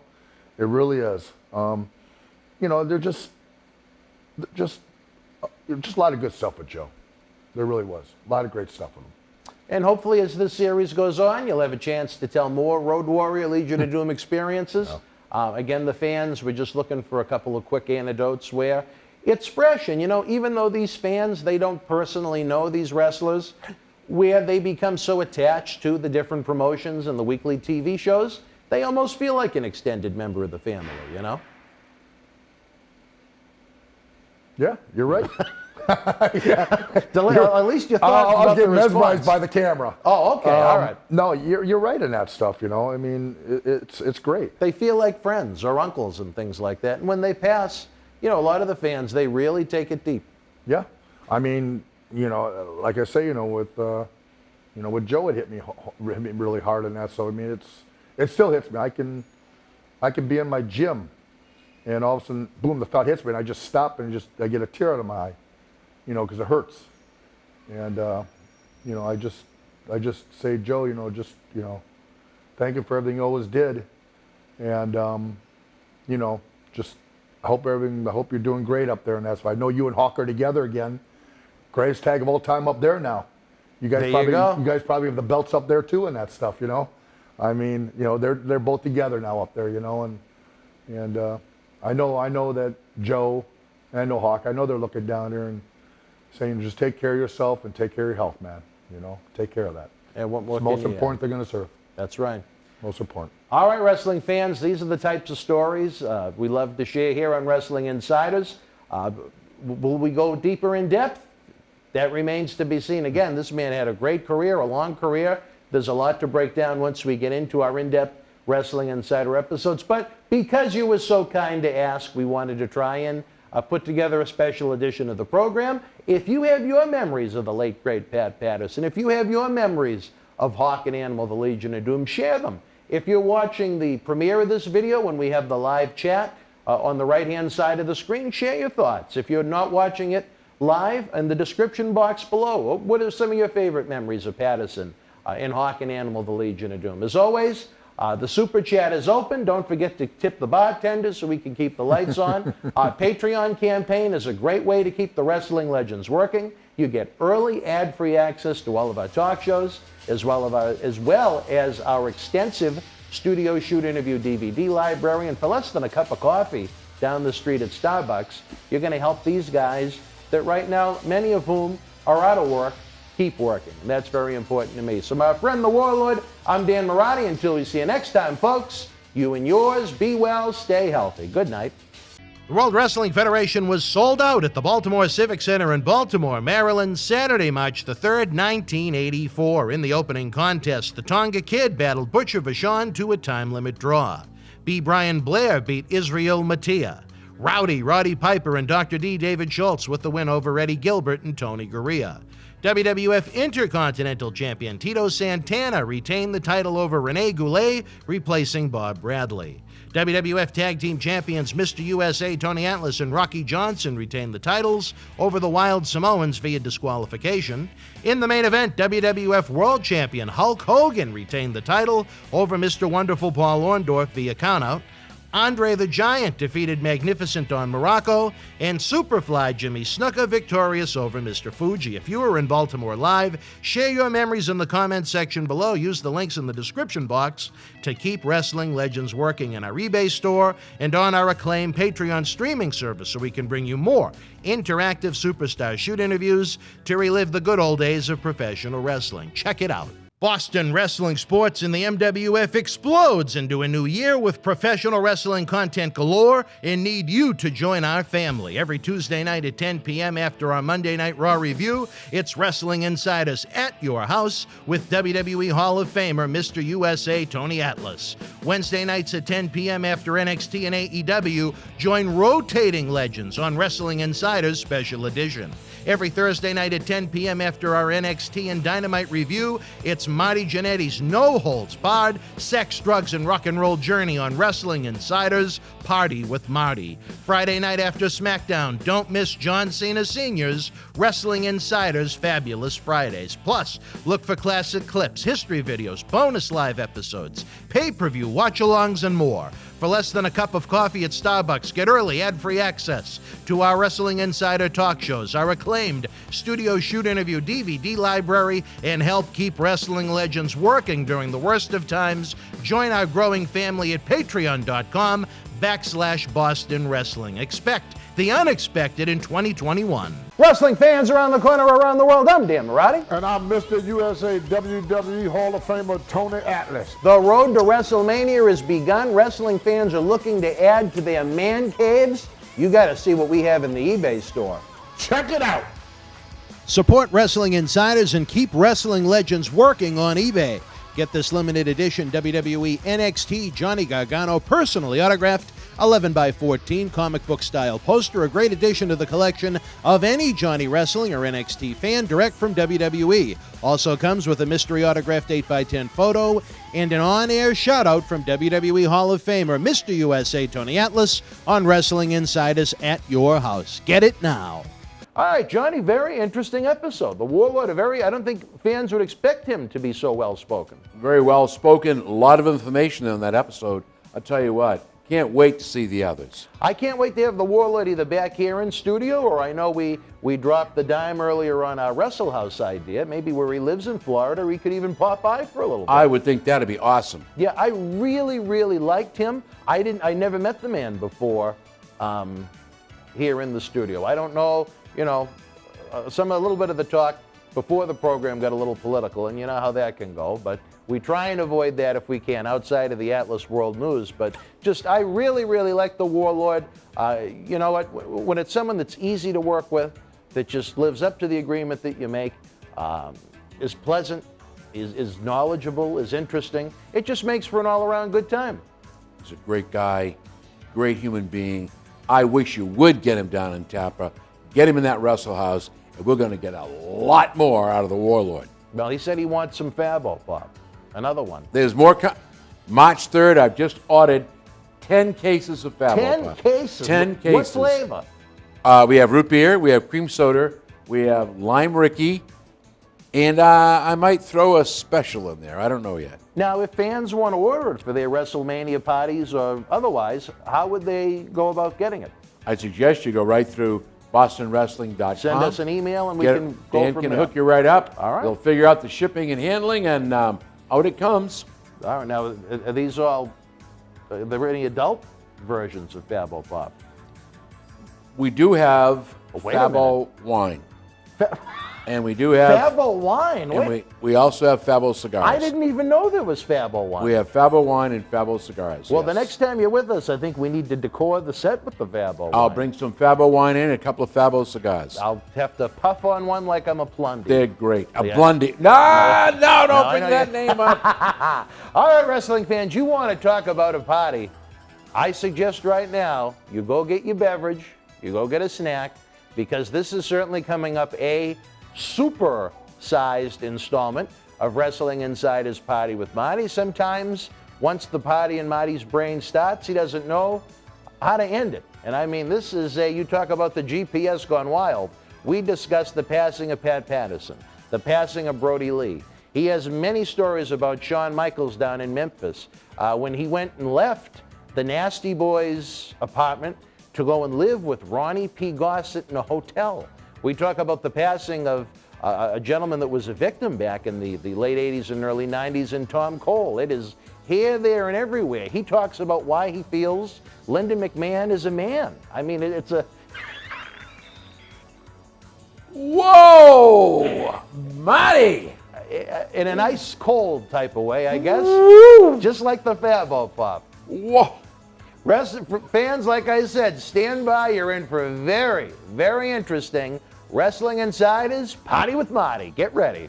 Marty, can you believe it? We've made it through January. We've made it through February. It's now March. I imagine in your part of the country, it's still going to be much warmer than it is up here. But once we hear March in New England, we start to think, a few weeks we may see a little grass. Not your that kind. He said March. March. Yeah. March. We almost got snow in Alabama a couple days ago. Did you? Well, I had Actually, we friends- got a little bit of flakes. It didn't stick. We're taping this during the cold snap that almost the entire country had. I had a friend in Houston. Yeah, It it's was cold in here. That's why I got the jacket on. Single degrees down in Dallas and Houston. Yeah. That's nuts. Yeah. They, Well, I got a friend that we do. He wants me to get on his podcast. I tried to get you on there, but they said you charge too much. oh, yeah. He's a good dude, Rob Wiles. Hey, Rob. But he's been his partner, like me and you, his partner. Yeah. Has been stuck in San Antonio. They've already paid. They sent the money to PayPal. Yeah. So it's paid. It's ready to go, but they can't do it because he's been stuck for 4 days. They can't get no flights out of San Antonio. Really? Yeah, ice and all that shit. Oh, Jesus. Well, like I said, we're taping this probably the previous week when you Let me see show this, them. Let me show them this, in case What I are have you to gonna do it do? to you. Like when you walking in the streets, I can't get up, can I? Can you hear me? Yeah, he can. You want to keep your fists like this downwards. That way when you come upwards like this, they don't see the knife coming. That's only if you have to slice somebody. But you keep your hands like this, like you're on bowled up and shit. And you bring that up like, okay. What are you talking about? And where did the knife come from? Don't worry about that. You can't make this up, folks. You know what, fans? During the break, in between episodes, I had to run in the other room to my desk. And you know what? Just to show a little appreciation, we had a new individual join the Patreon, Yes. Marty. King Dave III. I'm not going to give out your email address, but we I will. appreciate you. No, but Marty, honestly, we appreciate King Dave III so much. You're not going to stab him. Join in the Patreon because you directly are helping legends like Tony, Marty. Tony who? Mr. USA. Hey, Tony. You're helping, Stop calling me a racist. You're helping them come to this studio so they can earn He's extra old. income or earn a living. So King Dave III, we thank you. You know what? An idea that some folks gave, Marty, is What just they gave? if they're with us for a certain amount of time or at a certain level, maybe just we do a couple of quick phone calls for 30 seconds. We'll do it to right and now. Say, Let's- hey, let's King, call Coco. Well, I don't know. I don't have. Oh, you don't got the numbers? You know what I want to do? What? I think we should tape a little video for Coco and text it to him. Hey, Just what to up, show Coke? him what we do. But anyway, we'll get to Coco. Okay. Marty, one of the tragedies, one of the saddest stories in wrestling in recent years, a man just about a year older than me, Luke Harper, Brody Lee passed away not too long ago. And what a sad, sad story It was that pretty. was. That's what's upsetting. 41 you know, years old. if you're laying in bed and you're sick for like a month, you know, it's a lead-in. You know, man, he may not make it. But when just like that, like Jeff, I was telling you in the last episode, my buddy Jeff, I just texted him, teasing him about because he's a big Pittsburgh. He's from Pittsburgh originally, and he loves the Steelers. You know, we love our sports. I got my Falcons, even though they ain't next year. But I text him because they won like 12 games in a row. You know, they were undefeated, and they just started losing. Yeah. They didn't win another damn game, I don't think. But I was teasing him about it. And, you know, I said, well, how you doing? He goes, oh, I'm feeling great. Now, I got his text time stamped. He died 30 minutes later. And he was fine. He just told me. Really? Yes, he told me. Texted me, goes, oh, I'm doing great. How are you doing? How's your ankle? 30 minutes later, he was dead. Well, And Brody, they said heart. They called it natural causes. But what's that widowmaker thing? Something called a widowmaker. I guess it's something clogs in the heart or some shit. I don't know. But he was in great health, man. Well, Brody, I mean, he was competing in AEW as recently as this fall in October. Yeah. He went on one of those Peloton bike rides, and he couldn't what? finish it. Peloton. What's that? It's one of those fancy bike. Oh, okay. I think it has a TV monitor on it. Yeah, yeah. And he couldn't finish it.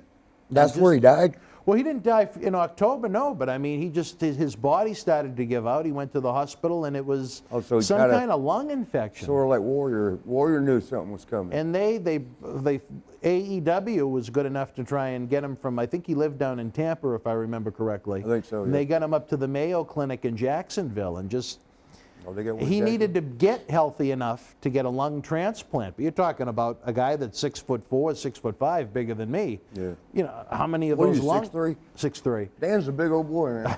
He's wide, he's thick. Man, I'm glad he don't try to beat me up. But how many lungs like that would there have been even? Better not. How many what? How many lungs like that would be available for a transplant for a guy of that size? You know what I mean? Even if he was healthy yeah, they enough. do got to kind of fit, huh? Yeah. Damn. Just a sad, sad story. But But see, I didn't know that. So you could see it coming. he was in the Mayo Clinic see, for 2 yeah. months. Yeah. And I didn't know that. knew. And unless he got healthy enough to just get on the list, Yeah. not get the transplant, get on the list to get the transplant. He wasn't even healthy enough for that, and he passed. And what a sad story. I met You're him. the first one told me to. You texted me right when You it know, happened. I like to, because I know people like you and Tony, you're really not active on the internet and so on. So I like to John Cena I try Senior, to be. same thing.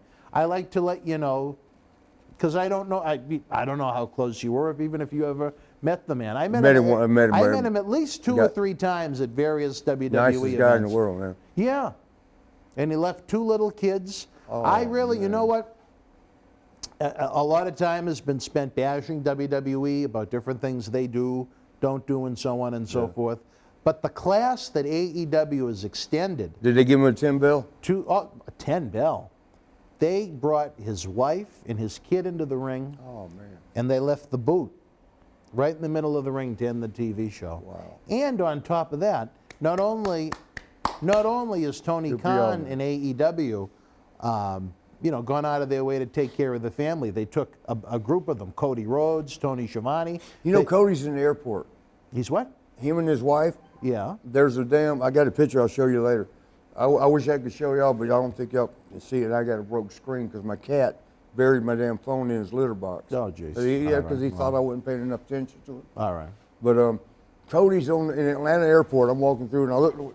The fuck, there's a big ass damn billboard thing. They got some kind of winery or some kind of something they own. Really? Yeah, Oh, I'll good show for you. him. Yeah, that's what I was saying. But I was like, the fuck's Cody doing on Hey, the you know wall in the what, airport in WWE, Atlanta?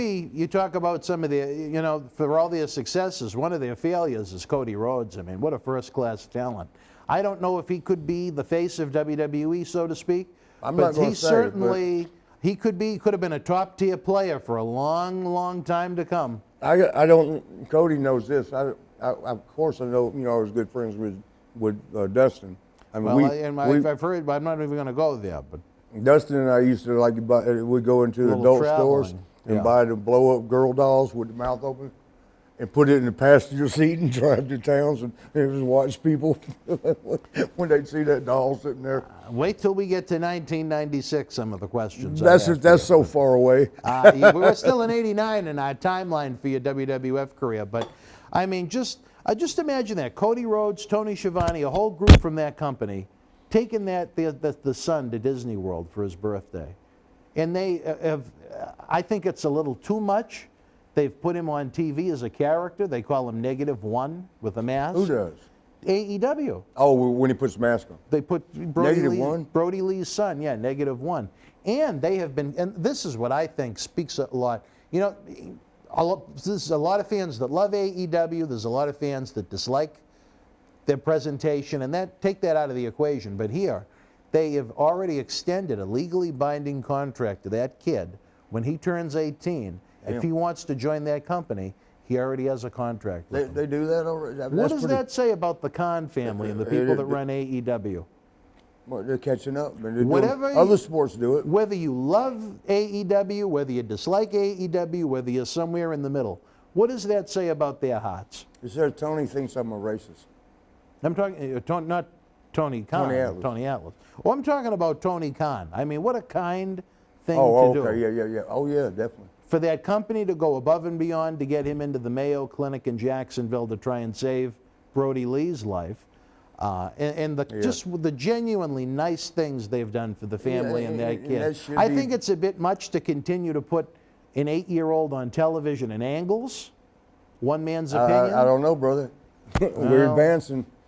I think that's a little much. That's one man's opinion. That's but what I want to do. What? Is start a little league, pro wrestling style. for kids? Yes. That young? Yeah, all they got to do is learn headlock, arm drag, slam. You know, they ain't got to be doing all the Rey Well, Mysterio it'll be shit yet. different. I Don't don't you know think if they kids? should You be don't bumping. think kids would love that? They do love it anyway. but I don't think they should be bumping at that age. If you teach them right, I know how to teach them right. Look, man, my best student, Shawn Michaels. You know, you help them. You get know, ready I for told you Randy. what Billy Gunn told me one time. He goes, Shawn, because he knew Shawn, from the beginning. He goes, you taught Shawn so well. He's like one of the best now. He goes, you tagged with X-Pac when he was a 1, 2, 3 kid. He shot to the top. You tagged with Bob Holly, who became Hardcore Holly, shot to the top. You tagged with Al. Al was already good, but he says you tagged with Al Snow. He became a star. He goes, gosh, damn, let me tag with you. You're Springboard. Your name should be Springboard Jannetty. Anybody tags with him is getting shot to the top. Well, and he'll still stay the Marty Jannetty of the team. His son is with AEW now. Billy's? Yeah. Really? Yeah. Which one's he? Austin? Oh my God, I Yeah. knew him like this. Yeah. Wow. Yeah. He's with them every week now. So I mean, I tip my cap, and he's the one wearing the hat, but I tip my cap to AEW. What they have That's done for pretty that good, man. family is commendable. You know, You know, I didn't- you know, to be fair, WWE does a lot of things behind the scenes that they don't put out there on the internet publicly. I've been part of it with helping a couple of the legends over the years. With their them? talent relations Or department. just general? Okay. What's that now? With I was gonna say with AEW, but you mean in general? No, with WWE. In I mean, general, okay. things that have never been publicly disclosed on the internet. I've worked on some projects with WWE, which is partially why they're so kind to provide us with all this great merchandise and so on. But What do they provide you with? well, look around. Give me some of it. No, I need it for the set. Gee, I'll tell you a funny Got story. a new prop. See that John Cena You ever poster cut? over there? You ever cut? Yeah. And I'll what's tell that? you a funny story about that. All right, tell me a funny story. It involves John Cena Sr., but I'll tell you later. It's a long one. What and about it that doesn't box in fit the front of it? show. There's a gift. No, that's just... actually, speaking of a gift, there's a gift for you in the other room that I have to give you. No, I saw that shit. Somebody shit on the floor back No. there. That's probably that's All right. That's something nasty boy This would is have did. yeah, you're right. This is a serious subject. Again, I want to commend the Khan family. You know what? Good for you. Remember Kublai Khan? Who? Kublai Khan, way back. This No. is like in where you weren't even born yet. 'Cause Well, you're then I don't I forgot how young you are. I just... Kublai Khan was well, they call them.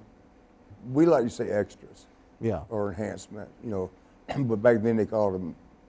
Jobbers. Yeah, I can't say the word, but Kublai Khan was a pretty good one. Like Mike Jackson, you know who Mike Jackson? Oh, yeah. Mike He was- still wrestles, I think. Yes, he does. He calls me every once in a while. Hey, you want to do this show over in Smellerville? Smellerville? Yes, right next to Stinkville over there in Alabama. I mean, he finds the smallest. We used to think that, like Terry Garvin, when he was running, he was booking for Kansas. What happened, bro? he was booking. You know, he was booking for Kansas City. So He did a lot more than book, but... Well, we used to think because he had a map in his damn office. Yeah. On the wall, and we were like, he just takes darts and throws it wherever it lands. I'll call them and see if we can get a show there. Because one time we was in Dodge City, excuse my language, fucking Kansas. Yeah. There's not much to Dodge City. What you see on TV, like that little prop set, you know, where the Westerners walk through. Why you playing with this knife? Where the Westerners come through, you know, downtown, you know, and it's Dodge City is exactly that. And I accidentally got with a girl that night. Oh, accidentally? Well, yeah, I was dating somebody. That Yeah. was wrong. I'm sorry, Raylan. That was wrong. How many? Huh? How many? No, I can't. Was it multiple? Oh, or that was night? it- Oh, yeah, just one Just girl. one. All right. Yeah. And we stayed at a hotel. All the guys usually try to stay at the same place. Yeah. Especially when like this was like there were two vans. You know, we had Two vans? Yeah, we had Oh, the wow. heels in one, bad Yeah. guys in one, the good guys in the other. Yeah. And so you know, stay all together. So the next day, but I drifted off. It's a shocker. Caught up with. How you find a girl in Dodge City? I don't know. Dodge, bitch. You got to move. But No, we got some friends out in Kansas. oh, I love Kansas. I'm not talking But bad I mean, there's a about lot of rural areas in Yeah, Kansas. yes, a Our lot good of- friend when you- Kate out in Hoisington, Kansas, could probably attest to that.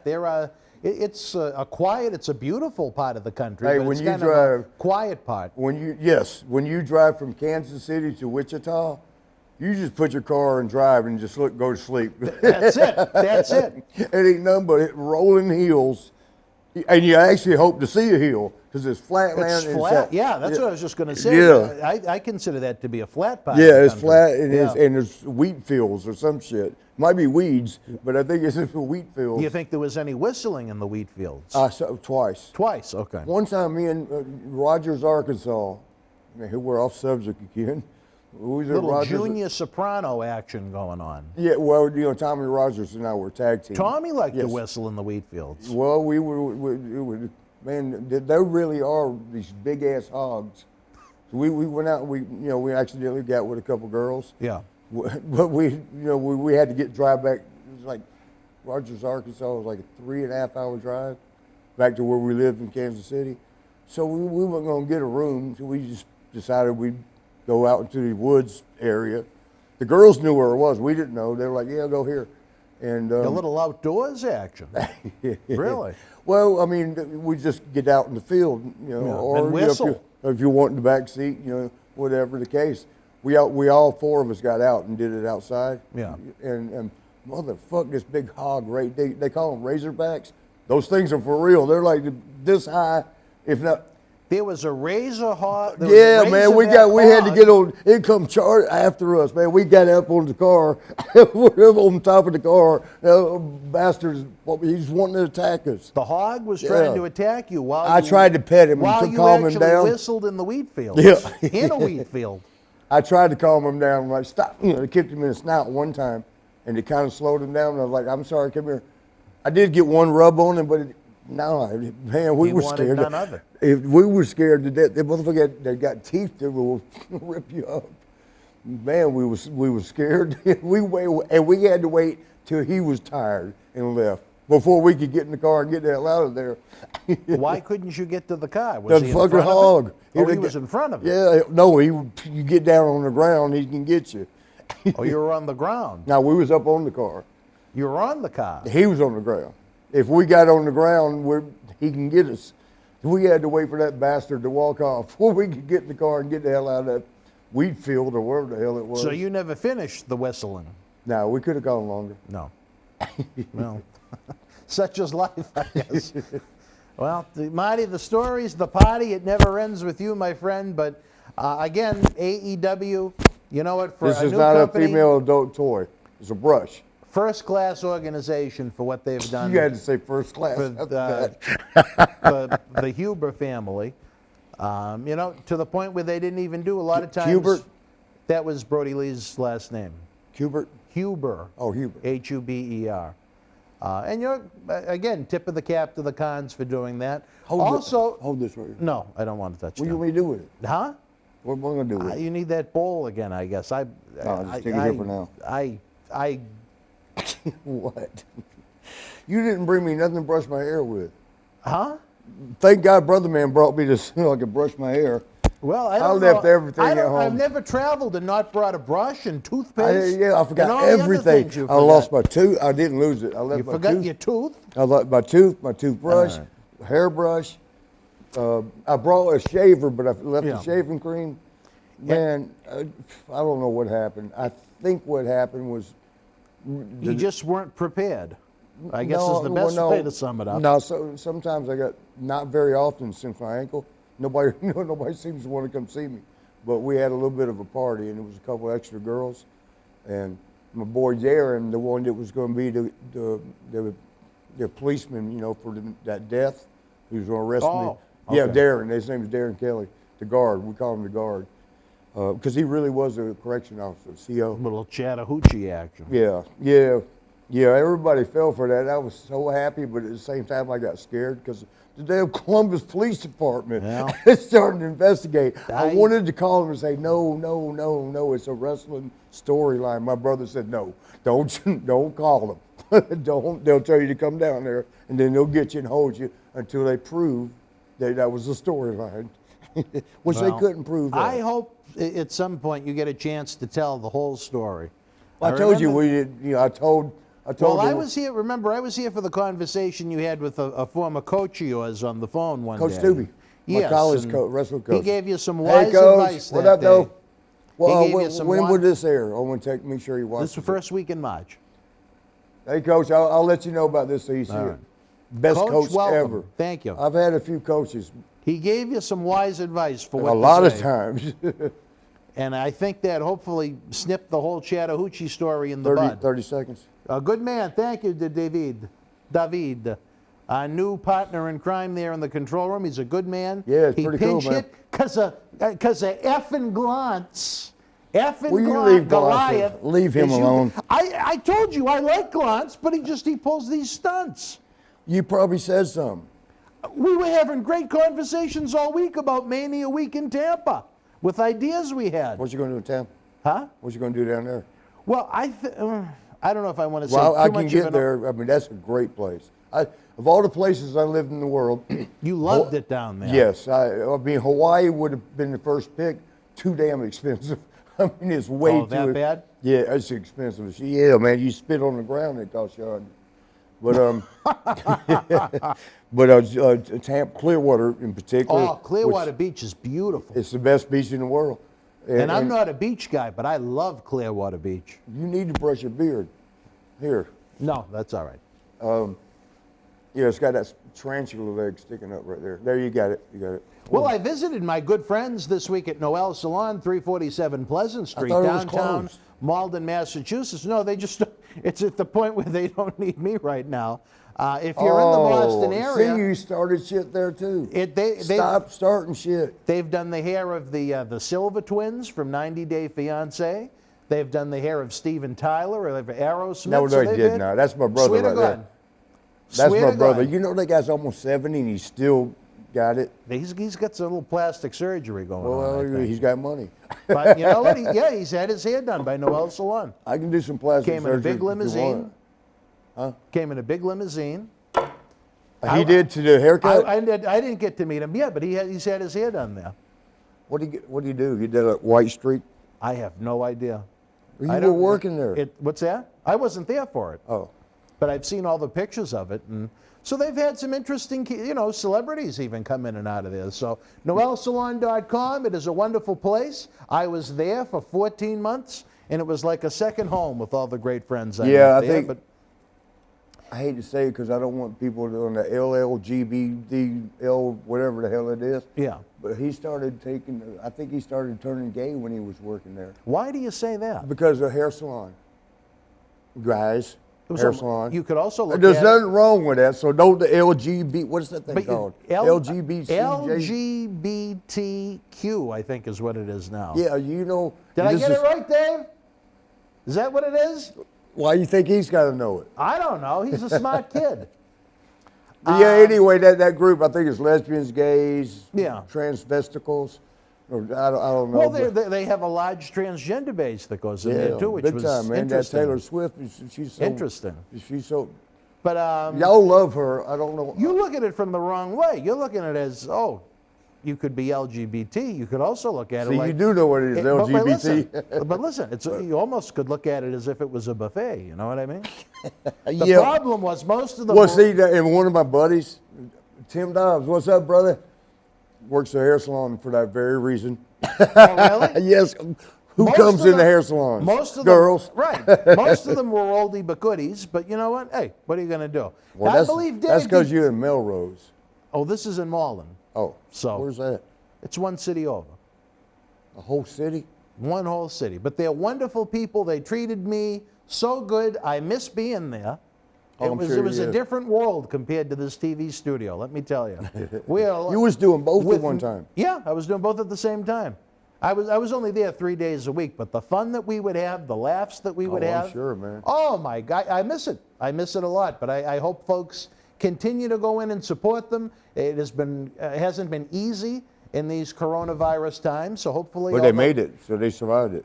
They came back. They haven't shut down, but it's Struggling not the probably, client sure, base that it was before. You know what I mean? It'll get back. It'll get back. Let's all support them. And for, I don't Everybody know- around this area in Boston, Melrose, and Revere. Where else? Medford, Medford. Go to. Everett, Go to. What's it? noelsalon.com. Yeah. You get all the, and they also specialize, and I don't know if you're familiar with it. I think it's trichomania. That's hookers. It's a disease where girls, for what? whatever reason, they actually rip the hair out of their I've head. seen that shit. And we have a specialist. We call her Hollywood Barani. We have a private room, or they have. I'm not there anymore. They have a private room. You'll be back. And they create these pieces, and they come out, and they look like pieces? $1 million. What do you mean? They call them like hair systems to fill in the Oh, patches. they plug it up. From where they rip the hair out. Plugs, yeah. And it makes them feel like $1 million. You know what I mean? And it's Yeah. a nice thing to It- see it- someone what- coming in looking so sad. Unless you're doing that shit. What is it? Not K. Some kind of drug that you just freak out and you bite your own self and you do all kind of weird dancing and shit and pull. But I don't think that's what they're doing. The ones that pull their hair There out. was, I mean, we talk about getting off topic, but I mean, they're Yeah, way off. so good. There was this family, the guy, the dad was a cop. I used to like to talk with him. They were from upstate New York. They'd drive in, once a month, they'd drive in 4 hours. They'd have the daughter, because she had that ailment, to pull the hair. They'd have her, they'd redo her system so it looked nice. Then they'd drive 4 hours home. They'd spend 9 to 10 hours on a Sunday, once a month, coming to that salon, just so the daughter could feel comfortable in life having a full head of hair. And I always Would she thought that pull was the so new nice. shit out too, though? What's that? Like once they plugged her up, would she pull that out too? I don't know the particulars of it. I'm not well versed in it, but I know the disease is. It's just they would, So it's for whatever actually- reason, they would find the need to just rip the hair out of their head. That's fucking crazy. And I thought I was bad. It's shit like that that lets you know you're all right. You well, know? it's nice to know that there's a place where you can go to Yes. look good. Yes. You know what I mean? Especially, it's one thing for an adult, but for a little kid to be in that position with, you know how hard kids can sorry. be when Did I they're mess in the that- mic up? You hear me? he'll- I'm good. He'll let us know, I think, if there's a problem. But again, noelsalon.com. Marty, we talked about all these greats that have passed since your last visit here. What about the Hall of Famer, Pat Patterson? He didn't die. He did. He's He with didn't call Louis me now. first. You didn't know that Pat Patterson died? I think I do. I've been drinking a lot because of the pain. Oh, all right. All right. And, you know, by the way, I stopped drinking up until I Today. can only get so much pain medicine because because of the epidemic with opioids and whatever the hell. Shit, when you really need it, you can't get it. And so alcohol's always there. And I hate it because I'm trying to train hard and work out hard. And it was a miracle, this ankle, 10 weeks. Didn't finish telling y'all last week. I can't get over how good you're moving after 10 weeks. But you know what? I thought you were going to be here, and I said, geez, I don't know if he's going to need a wheelchair. I don't know if he's No, going to I be got on rid of that crutches. the first And week. you walked out on your own. Not only was I happy, but I was proud of you that you've done so much so quick.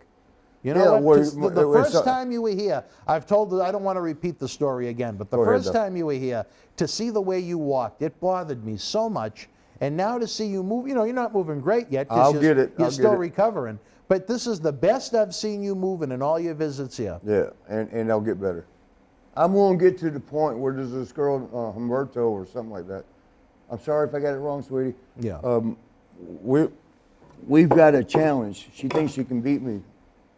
I guess I'll be the new Andy Kaufman. In a wrestling Yes. match? You want to hear a funny story about beating someone? I'd love to. That'd make my day. My good friend from WWE, Finn Balor, the last time I saw him in person, he said, Craig, or Craig, it's some kind of an Irish term. He said, the next time I see you, we're going to have a race, and you're going to beat me. You know what? It's going to be a long time before I can beat Finn Balor in a running race. Unless he breaks his leg or something. Unless he gave me like a day's head start or something like that. But I was What's telling in that gift box? it's just an empty priority mailbox. Why is it sitting there? I don't know. I've been sitting here wanting to open it. I It's think like our good friend Howard Miller put it over there. The stunt double. and it's right in front of John Cena. It's blocking John Cena. Where's But seniors pops and stuff? You got right there. This is good stuff, Fabo. And you know how what? you say it? It's Fabo Pop. Fabo. He said in the month of March it's going to start to be produced again because Really? I guess there were issues with COVID at the factory and they couldn't make more. But he said not all of them, but the more popular flavors they're going to make more of starting this month. So Well, they we'll were all have to pretty get you good, some. man. I had one with some vodka one time. Yeah, and that made it even better. Yep. It was that red one. It was good. But tell These me things this. are good, y'all. Memories of the Hall of Famer Pat Patterson. What I loved about Pat was he was always on my side. He loved Sean, of course, and there might be ulterior motives there. I don't know none of that shit. But You don't. Well, people said. You know. I don't believe it, but You don't believe it? no. Well, maybe not. You don't? Do you think there was any Oh, stop it. Stop it. Was there any Boy, you filleting need to going stop. on? All right. Well, we're just trying to get to the bottom of it, literally. Keep it up. Remember now, keep it like this. They don't ever see when you come up. They don't see it. Look, man, what you want to do? Yeah. Do you think? And that- if you get them right across the face, you don't got to get them across the throat, because from what I understand, it burns real bad and it makes them stop.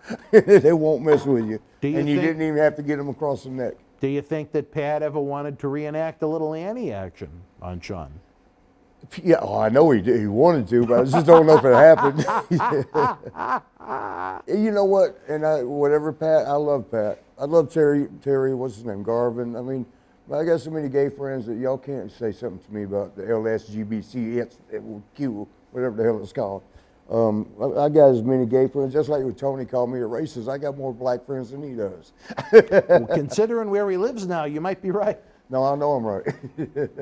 And I love Tony. You know, Tony sat there and said, Marty, you do it. Marty talked to me twice in 20 years. I was in the same locker room with him 20 years. Well, he talked to me 2 times. So that means, how many times you talked to me, Tony? You didn't come to me. But no, we actually talked. He just forgot. I got pictures, and I'll bring them next time for you. You have evidence. Yes. I was sitting. Well, he said, how did he say it? Maybe 10 minutes. And he got it. He did the math wrong. Yep. He did the math wrong the first time. He goes, "That's a minute a year." Well, no, wait a minute, 30 seconds a year. But hell, 10 minutes in 20 years. I spent almost a night with him in the hotel room. I don't remember where, somewhere in New York after a convention, and I had my black girlfriend. I had another friend of mine that was black. I was the only white boy in the room, and Tony is a picture. I got one picture. Because we laughed, man. Tony's fun. I love Tony. You know, he called me a racist. That's fucked up.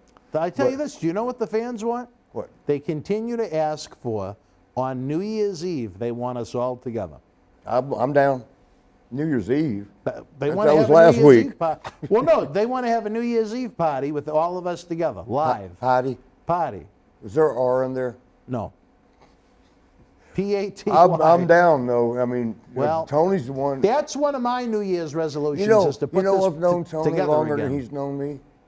How is that possible? Because he used to be a bodybuilder, and worked out at the gym I worked out. Yeah. And he was Mr. USA. He finished like 3rd or 4th or something, whatever it was. And Jerry Oates, the guy that trained me, you got to make sure Tony sees this. Try to see this. Jerry liked him, because he was getting into wrestling. By the way, Tony, word in the street is it might be true and it probably isn't. I'm going to go for your team and say nah. But Tony paid his way into his first match. Oh, that's a true story. He's told it. Oh, he's already told it. Yeah. Man, stop paying for your own matches. You go in the back door, not the front. Well, Mr. USA and I have known Tony since 1993, so I have a long history with that man. It was nice when we went and saw Cosrow, the Iron Sheik, at a WrestleCon in New York City. Have you had him on here yet? Who? Sheik. That's what got us on Howard Stern. Oh yeah, that was a good one. I saw. I think he was on there more than once. Oh, but I mean, have you ever seen the actual video? Which one? On Howard? Well, how it started was someone on Howard Stern, when YouTube was in its infancy, saw clips of Sheik talking about raping Brian Blair and Hogan, and Howard started. Hogan, he's gonna rape him too. Howard was playing clips of it daily. Yeah, how could you not? A friend of mine, the Jackal, he emailed me one day. He said, "You won't believe who was on Howard Stern today." I said, "Who?" He said, "You." I said, "What the fuck are you talking about?" Yeah, how'd you He get on said it? they're playing clips of that interview with you and the Sheik. And I went and looked at the hits on the website that night. Ton. They were playing that video. And we wound up later making an agreement. They wanted, once they started to have a video platform, they wanted to use the footage, and they gave us free commercial time in exchange for it. So we've been seen by millions on YouTube. We've been seen by millions on Howard Stern. And those videos are available, of course. Where Marty? Oh, YouTube. No, wait. That Patreon. page. I was going to get it. I was just about. I was about to get it. Patreon. You get the early ad free access. Say it to all again. of our Say it again. Patreon.com. Say it. Patreon, so you don't forget it. I don't know how to spell it, but it's Patreon. And we just have our new friend King David, who joined today. How do you spell it? We appreciate that. Look, speaking of Tony, oh, what are you looking for?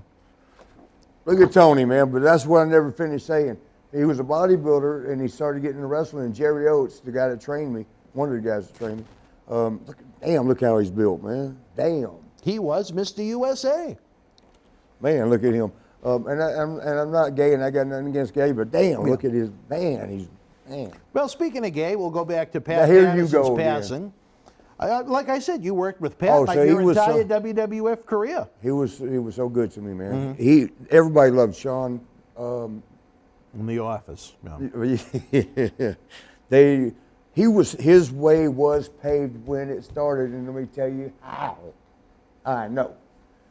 Terry Garvin, when he came through, he'd only been in the business 6 months. Terry Garvin came up to me and said, "We got this new kid coming up. We'd like for you and Dave Peterson." He rest in peace, Dave, my best friend ever. You remember him, DJ Peterson? He passed? Yeah, I didn't know yeah, that. a long time ago. Yeah. DJ Peterson? Yes. I think I would have He remembered looked like him. Magnum TA, but From AWA? Was he in Yes, AWA? That's all right, yes. okay. And he got in WWF for a minute. I remember him from AWA. Yeah, good brother, man. I mean, good brother. I didn't know he had passed. How long has it been, do you know? 94. Oh, wow, long time Yeah. ago, okay. And, but me and him were friends, and Terry Garvin came and said, "Hey, could you, you guys look after this kid, please?" Me and talking about me and like take him around, ride, road trips, and look out for him. Knew he was 20, and we were 23, 24 or something. But we'd been there a while. We'd been in the territory for a little bit. So, they asked us to take care of him. Did Terry want to take care of him? Well, and me and Dave looked at each other like they have never asked other guys to come in and out. Why this guy? Why? And Sean was a good-looking. Again, I'm not LBGDTQ, but Sean was a good-looking kid, 20 years old. Sort of built decent. A little arrogant, cocky-ass motherfucker, and he knew that. Even back then? Yeah. Oh wow. He pinched me on the cheek one time and said something. I almost had to drill, but he knocked his hand down and said, "Don't do that again." You don't grab a person by their face. Why did he grab you by the cheek? He was. I don't know. Was it meant? Was he trying to? I don't know. But was it meant in fun or was? Oh yeah, it wasn't bad. Oh, No, okay. Yeah, but you don't want somebody grabbing you like this. The fuck you? Get the fuck off. Excuse my language. But and I think I've told this many thousands of times. We had to go find him. I think it was Topeka, Kansas. We went in his dressing room asking around, "Hey, is anybody? Hey, this?"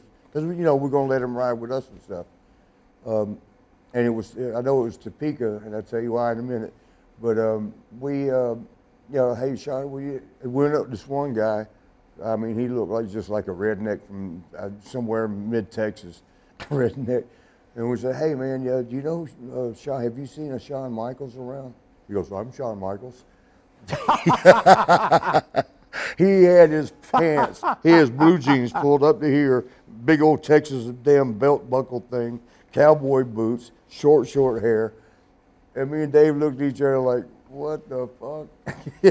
Oh, this was Sean. Yes. Oh, it was actually him. Yes. Oh, okay. Yes. Okay. And first thing he always wore the pants a little high. way up. Yeah. I mean, they were almost under his chest. But the first thing we did, and Terry couldn't get mad about this. He said, "Take care of him," right? We had this girl called Topeka Patty.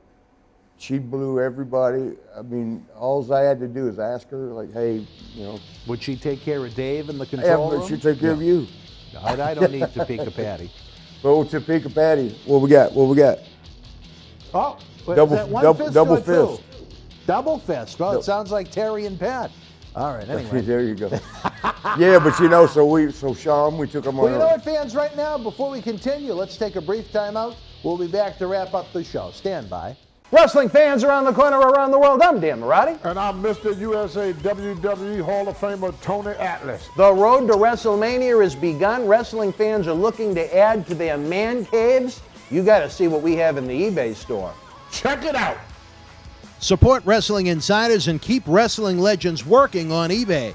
Get this limited edition WWE NXT Johnny Gargano personally autographed 11x14 comic book style poster, a great addition to the collection of any Johnny Wrestling or NXT fan direct from WWE. Also comes with a mystery autographed 8x10 photo and an on-air shout-out from WWE Hall of Famer Mr. USA Tony Atlas on Wrestling Insiders at your house. Get it now.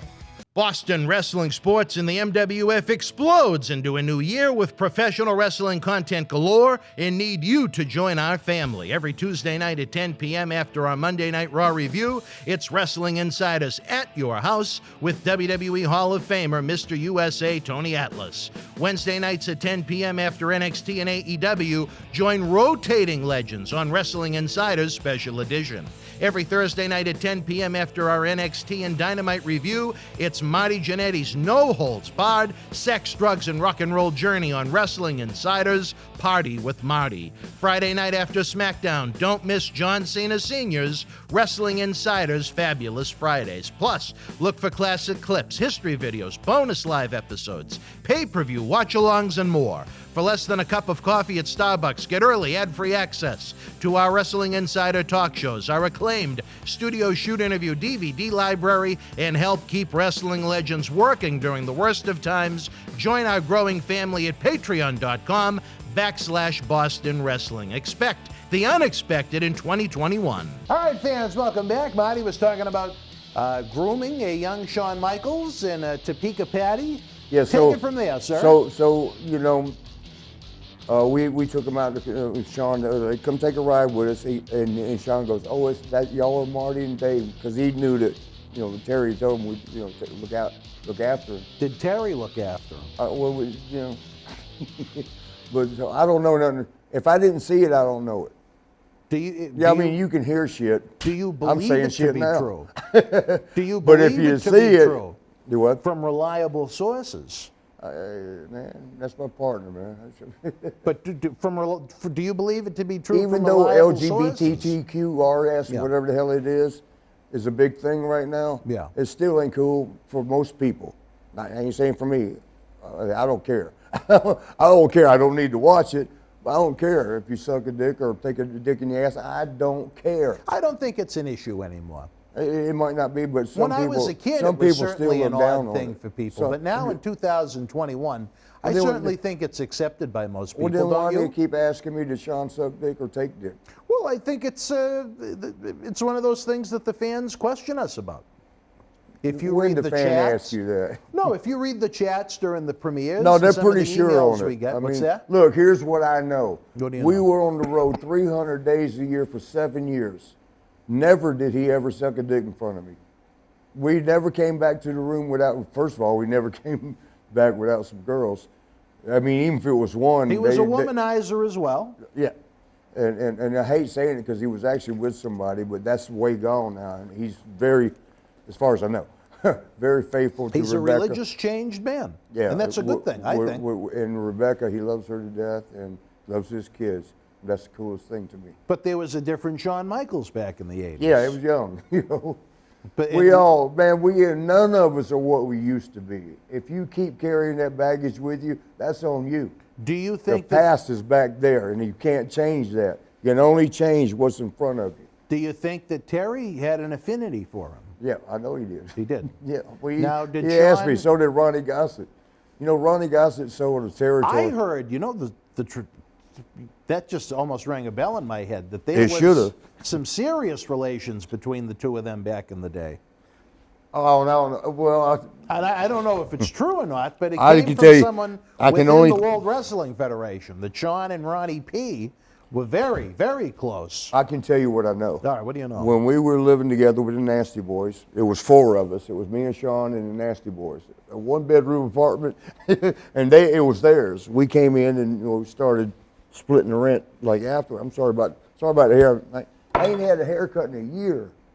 Can we go Why to that won't you place? go to get a they don't. haircut? Down south, they won't. They don't. They still haven't opened up They salons and will, but they barbershops? only do appointments and they do people they know. They won't, like, if I walk up, But what about like a Supercuts? yeah, great clips and shit like that. Yeah. They're only taking people they know, like customers they've already had. Because they're getting limited time. Well, where too, the though. hell did you go for a haircut before the coronavirus? Right here. Look. You've cut your own hair? Oh, my God. You've cut your own hair for years? I actually have, but man, somebody cut my hair. Look, man, damn. It's been almost a year since I've been, damn. See all Do that you shit? want me to see if they can get you a haircut? Yes. Tomorrow? What Yeah. day is tomorrow? Saturday. Shit, that's probably the one day of the week they're so busy that it'd probably be a problem. All right, well, we don't need the DNA on the studio floor, Marty, please. I'm sorry, I'll sweep it. All right, so back to I'll sweep Sean it and up. Ronnie P. So we were all living together, and the Nasties, you should ask them. Oh, they mentioned it floating here. in some of their interviews. We all lived together one bit. Oh man, it was the best time though, because like when this was for Jerry Lawler's territory, Right. and Tennessee mostly, and some of the AWA guys would come in once in a while, and they would stay with us. Kurt Hennig, Mr. Perfect, he called it the house of the wayward wrestler. Because there'd be like 6 or 7 of us sleeping on the floor at any given time, and. Yeah, but you know what? We had to do that because you're making $40 a night. Oh yeah. You That know, wasn't and a you're money spending terri- 20 in gas. That wasn't a and food. money territory. No, you just made it. No, you know what we did to eat? There was a buffet, a Chinese buffet right down the street from us. Man, we'd go there and stuff, because you wasn't gonna eat again until tomorrow. You got to stuff up, man. And it was $5. So we were pinching pennies, bro. We could have made a copper wire how hard we were pulling pennies from each other. And, so Sean, Ronnie Gossett, I love Ronnie. He died. Yes. He came into territory. He was known to be an older gay man that liked guys, liked the boys. And he had in his wallet, this used to work. Ricky Morton, of Rock and Roll Express, was always his number. He had like 10 of his favorite guys. Sean would be second, sometimes third, and when Sean would piss him off, he'd move back to fourth or fifth, and show Sean like, yeah, you ain't gonna. I just got to put you in fourth. I'm putting this guy. There was a quarterback that played for UTC. He was up there for some reason. Ronnie must have liked blonde. Most of them were blonde. Buff Bagwell was the only one that wasn't blonde, and Buff was down there around 8 or something. I love him. I miss him, man. I ain't seen him in forever. I think didn't he turn into a male whore? He was a male whore for a No. minute. No. But what's Ronnie wrong- P what's- must have really liked him. I don't know what happened, but he got a brand new Trans Am when he was working at that damn territory. Ronnie had money. That was the whole thing. If he saw something like Sean, he would throw money. There was me and Sean, when the Nasty Boys moved, we couldn't afford that apartment by ourselves. There was a hotel. It was $14 a night. So $7 each, for that hotel for the night, and then $5. I mean, man, we were scratching, and $5 for the buffet, $7 for the thing, and then you got to get gas to get to the damn building. That was it. We were broke after that. But so Ronnie comes up, Ronnie P. I love him, man. He was so fun. But he comes up. He used to tell me, he goes, Marty, what should I do to get him? And I'm like, well, try this, try that. I mean, that's all I could do. Try this. And then he'd come to me, Marty, that didn't work. So he tried to seduce Sean. Yeah, he was trying to get him. Did And- he ever succeed? Well, and so where I was going to say was, Okay. we're squeezing pennies. I need his $7 for that hotel room, right? And Ronnie comes in town and they go stay at the Hilton for like 3 days, a whole weekend. And I'm sitting there like, damn it. I mean, I was, and he didn't pitch in. Ronnie finally later realized what he had done and gave me some money. But while it was happening, I'm like squeezing to pay that $14 for that night. What do you mean Ronnie pitched in? Oh, he gave me some money later. He gave For me what? Because he realized when he took Sean away, I had to pay for everything myself. Sean went to stay with him at the Yes, Hilton? yes, and they wouldn't stay at the Hilton. Oh. And the next day, Sean shows up, for they come pick me up. Luckily I got to ride with Ronnie, and he had a big old Cadillac or some shit. But so we didn't have to pay for gas, and he would usually pay for the food. If we stopped, he'd buy the food, and but so. They'd come get me, but I was stressed out because I spent everything on that damn room because and it was only $7 extra. I had to pay the whole 14, and it was like taxing me out. Like, So you got screwed because of Ronnie P. Well, and yeah, Sean. that's why he ended up doing that at the end. But so the first night, I think it was a Friday, he spent the night, And I'm sitting there thinking, why would you go downtown and spend the night with an old man? Why would you do that? Well, the next morning he showed up. He had a long, full-length leather jacket. Now, look, we couldn't even buy the damn 2 meals a day. You know Sean didn't buy it. Full-length leather jacket. And all the boys were like, gosh, it was nice. It was a nice one. We're all like, damn. And nobody else has said it. But I'm like, how'd you afford that, Sean? How'd you get that? You know, and he just like, he kind of chuckled. You know, just waved it off. Next day, Saturday, next day, he shows up, brand new possum Peter, some kind of skin, alligator skin, some kind of boots, like $300, $400 pair of boots. How'd you get that, Sean? And the third day, he had just a whole bunch of new clothes. And you know, all the boys that saw that, they went straight for the jugular. You're fucking him, are you the pitcher or are you the catcher? But then with me, I'm like, I didn't see nothing. I don't believe Sean. If he did, he did, but I don't think he did. In your opinion, there was no fellatio. In my opinion, no. You think Sean just enjoyed the gifts from Ronnie P? I think Ronnie was trying hard. But he didn't succeed, you don't think? I don't know, man. All right. Well, I know even his friend Kevin. Well, look, Buff Bagwell got a new Trans Am. Well, Kevin Nash even had some interesting What he said? tales. And he said, well, sometimes Sean would pull in something into their big hotel room parties. You know, sometimes it could even be a guy, I think was how he worded it. So, Well, see, he knows him better than I do then. well, I'm telling you, 7 years, 300 days a year. So You never saw That's anything. 2,100 days on the road. We never laid, you know, we always roomed together. You know, his bed over there. And sometimes we talk about shit like, that girl, she needs to shave down there, because some girls, they used to, back then. it was thick. Yeah. It was like, Those damn, 70s man. styles. It would scrape you up. Your belly would have all kind of little red marks from all that. Well, Dave said he had that problem at Walgreens, but that's all right. What do you do at Walgreens? Well, he had some MILFs that came on to him. Did they look good? He said, but they haven't groomed probably since the 70s. Oh, they were older. Yeah, then. older women. The older ladies, y'all got to go ahead and groom too. I will find you something to cut that shit. You got the perfect That girl, trim for them right there. Remember that girl I told you from New Zealand that put the monkey thing on me? And She had a thick one? Oh my God. It was thick. It was like a forest. I mean, I'm sure it stuck out this far. I reached down there to, try to get her to moan, before. Yeah, this is horrible. We can't be talking like this. But I hit that damn Brussels. It's like a damn, them chore boys you clean the plates with. It was like a chore boy. It started right there. I'm like, fuck.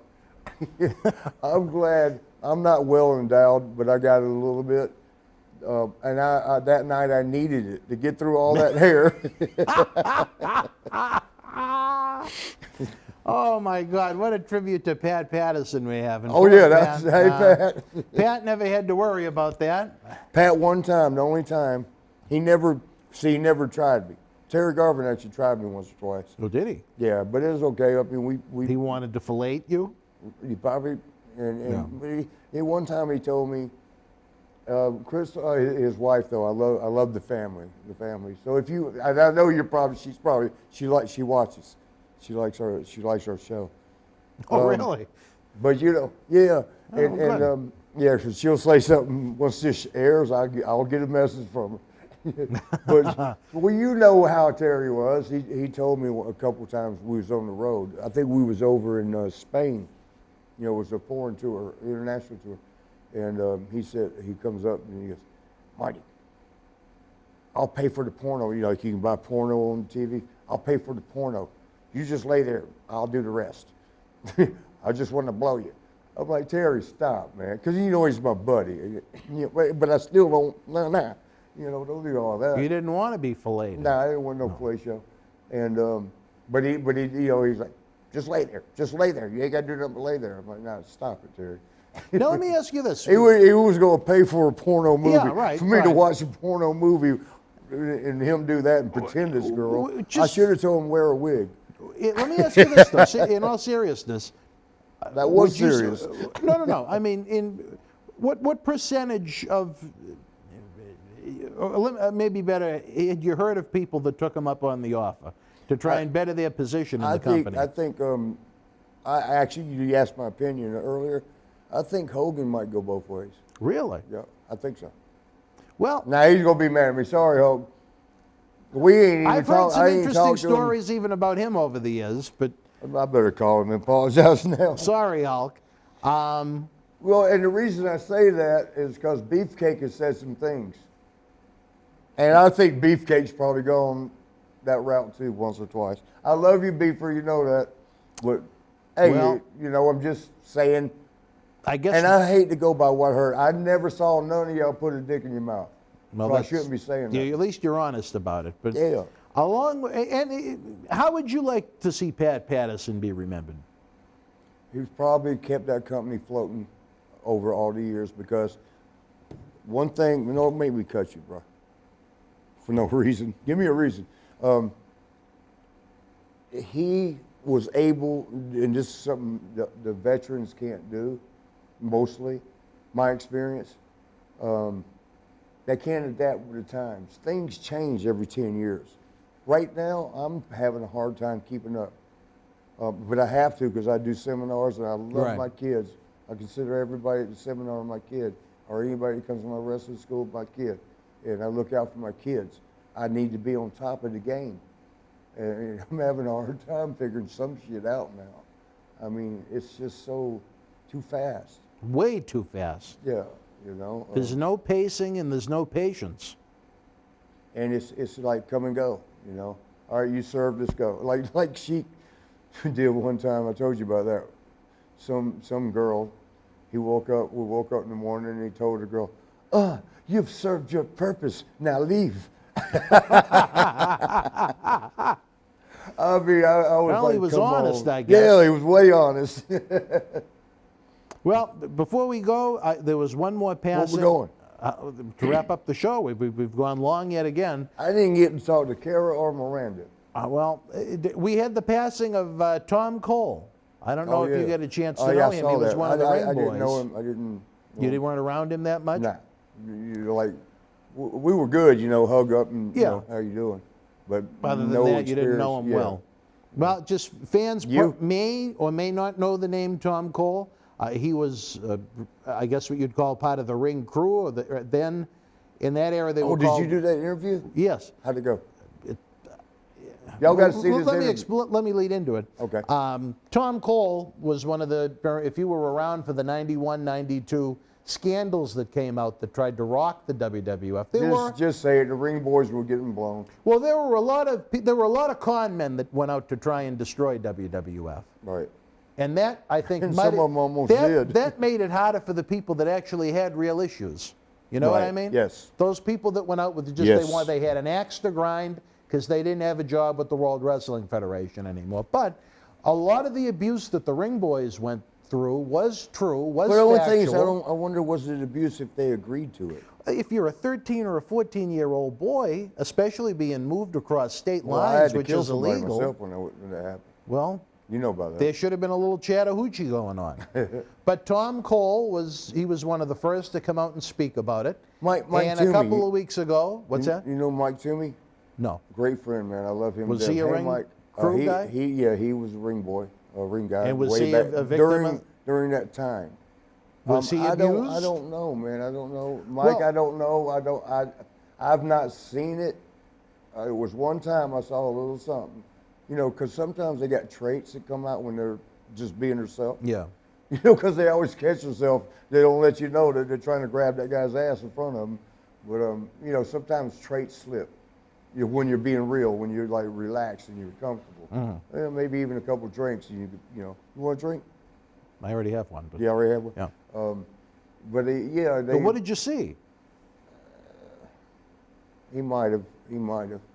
Mike, I'm just saying you might have. I didn't say you did. But you were in that era, everybody there, even Mike Chioda. Hey, Mike, I miss you. Mike Chioda, he's fucking probably still there. He's been there the long. No, they released him as part of. Oh, you know who I'm talking about. Back in April. Oh, yeah. Yeah, old Mike, man. Why'd they let him go, man? He's been there like 20-something years. Maybe he aged out of the system. That's true, too. Yeah, that's probably what it was. But what is it that you saw? As far as what? You said you saw, you know. Mike with Toomey? I don't know who you meant. You don't know Mike Toomey? No. Yeah, he was there. Well, what did you see with Mike Toomey? He looked at my ass too long. He what? He looked at my ass too long one time. But was he part of the ring crew? Or was he part of the cream team? He drove the truck, the ring crew. He drove the truck, you know. He drove the ring boys? Yes. Yeah, I guess. 30. Where are we now? We're, oh my dear Damn, Lord. You talk too much. Well, anyway, Tom Cole, the victim of this Thank God I didn't have to finish that. Well, we're going to get there. No, he ain't. He hung himself, and the poor man at the age of 50 is dead. He was 50? 50. The ring boy's aged. I still see him as young. You know, there's a long story that goes along with it.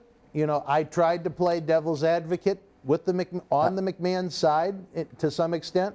I have not included it in the Week in Review programs because it's a very deep, emotional interview. But the day after Tom hung himself, I had a long... Didn't his kids find him? I'll get there, yes. I had a long phone call with his brother Lee, who was with Tom during the negotiations that went on with Vince McMahon, Linda McMahon, and Jerry McDevitt. Tom, when he hung himself, he tried to do it in his bedroom closet, so he figured his wife would find him.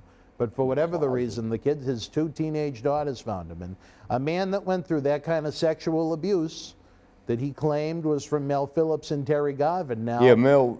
Now it has gone on to scar 2 teenage girls that'll have that image of finding their dad hung the rest of their lives. So that abuse that went on in the 80s and the early 90s is going to carry on. You think that's what it was? Well, all them years later? This is part of this was the theory. He went on to have kind of a nice life. Yeah. He married, he had the kids, as we just mentioned. Right. And when Linda McMahon ran for Senate, they figured that could be something the opponents could look at as trouble. Yeah. Oh, so they reached out to him. I got you. All right. You know, they got quotes from him about what a great senator she would be and blah, blah, blah, blah, blah. And he just started to have, I don't know if I'd equate it to PTSD from war. Something like that, yeah. And then he started it's traumatic on your brain. He started to have tremendous flashbacks about what happened, and he needed mental help. And when he went to get it, his health insurance from work... I wish you would have called me. His health insurance from work covered a part of it, but he reached out to WWE after giving the quotes to Linda for Senate to see if they would help with his copay, and they denied it. Really?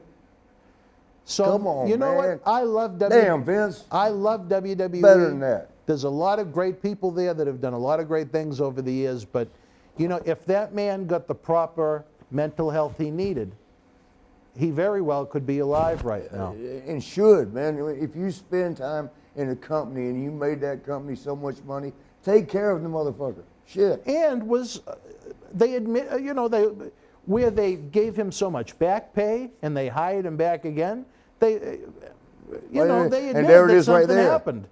To do that says, yes, you're part of us until you need money. That man deserved. Or help. He didn't need money, he just needed help. He wasn't looking for money, he was just looking for help for the copay. Right. And the interview with his brother Lee Cole, it's available on our YouTube channel now. It's not a fun show like we have with Marty. It's not a fun show like we have with Tony. This ain't fun right now. It's very deep and it's very intense, but it's very worth listening to. Well, Eric from Cameo wants you to call him. All right, thank you, Eric. Are you? I didn't know you was on Cameo. Huh? I didn't know. I'm on Cameo. I'm on Cameo. You know how many I sold? Huh? -3. How you do negative? Well, that's just me, I guess. But in all seriousness, let me stick this in the wall. I can hit it from here. Right? The interview with you think I'm kidding? You probably could. Oh, I know I could. The interview with Lee Cole, like I said, it's intense, it's deep, it's not fun to listen to. When's that going to show? It's available now. If you want to hear a story about what went on, Yes, and again, a lot I of do. it is it's allegations, but where WWF paid him money, they gave him his job back. They attempted Was to. that to keep him quiet?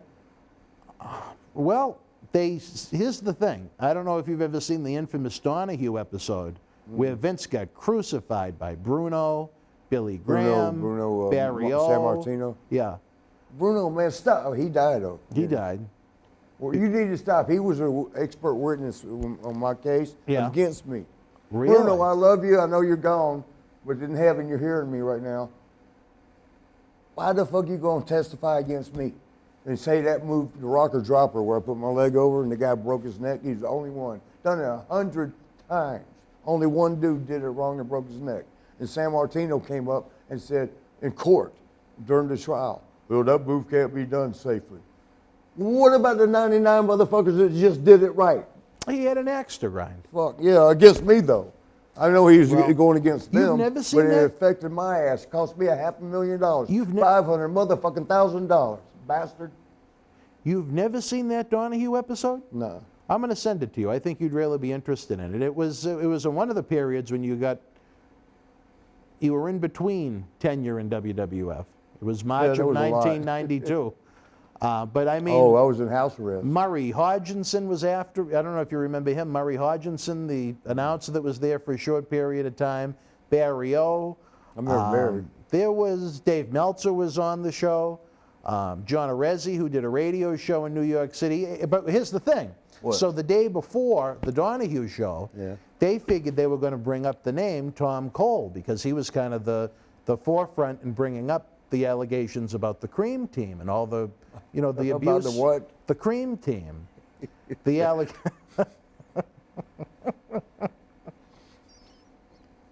Well, anyway, what they did was in the audience, they You had- know what Mel Gibson's favorite food was? No. Not Mel Gibson. What was his name? Mel Phillips. Phillips. His favorite food? No. Fritos. He used to suck the boys' feet. I know. Horrible, but Kurt Hennig did come over there. Mel's favorite food is Fritos. people like Bruno and Billy Graham, they were part of his deposition, but they had never met Tom Cole. They didn't know what he looked like. So what I happened? still don't. So the You day didn't send me a picture. it's I on, know if the it's on the name. video, but if Shit, oh, that's In- where do we find the video? YouTube.com/Boston Wrestling Com. That's how you do it? Several million of you have enjoyed our videos. We hope millions more come to We're visit, but international, aren't we?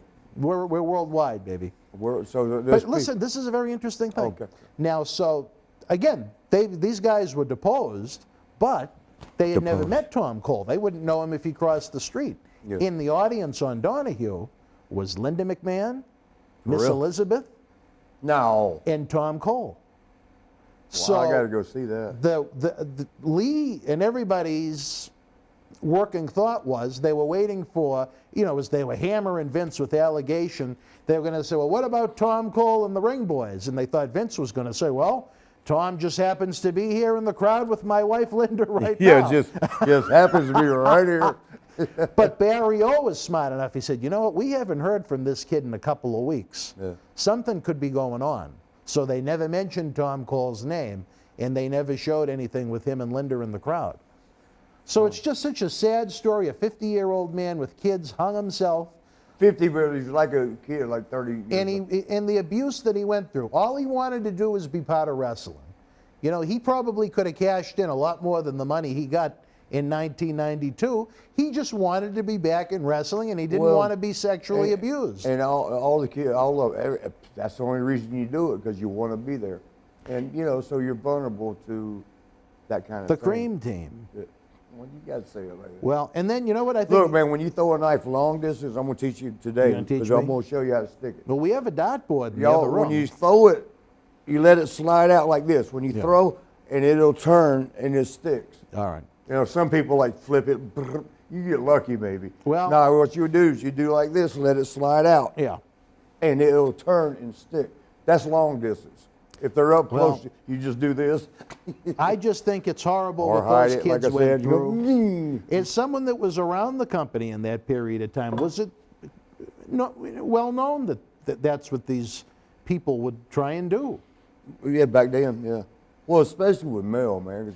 What I don't understand is why didn't people ever report it, even I don't know they confidentially to didn't. the police? Well, You're talking about You remember Mel- Kevin Kelly? We talked. I just saw that episode last week. Yeah. Or a couple weeks ago. But Kevin Kelly reported it. Remember he choked Well, this? that's he went right out that's to a the different payphone. story. I think me and Jimmy That's a Powers. grown man. Me and Jimmy Powers were just talking. Remember Young Stallions? Yeah. You need to get him on here too. Jim Powers? Yeah, because his health is going down, man. Where is he out of? Orlando. Orlando? Yeah, his health, man. He's, Why? What's wrong with him? Well, I don't know, man. He had a hip replacement, and ever since then, I think pain pills might have taken his life. Oh. And it happens, man. I mean, I'm fighting it now because I do like them because I have They to take take the pain away. Yeah, I And have you're to in a take- lot of pain. You know, and I try to show people this sometimes. I'll take the arm, twist it to where it hurts, just where it hurts, not where it's killing them. Just let it hurt, and then if you just back off a little bit, that little bit, if that's a pain pill that did that, you will be happy to take that whole twist off, and you know, you get addicted to it. They haven't made a pain pill that kills pain without you wanting more. When they do that, I'll be the first in line. I might even push somebody many. aside to get up front, like get your ass, you know. But yeah, man, Jimmy, I think he might have got it. He can't even talk when I talk to him now. It's so He can't even slurred. talk? It was so slurred, I don't know Oh, what he he's needs saying. help then. He needs I'm help. trying. Help Jimmy Powers. I wonder if WWE, he made y'all money.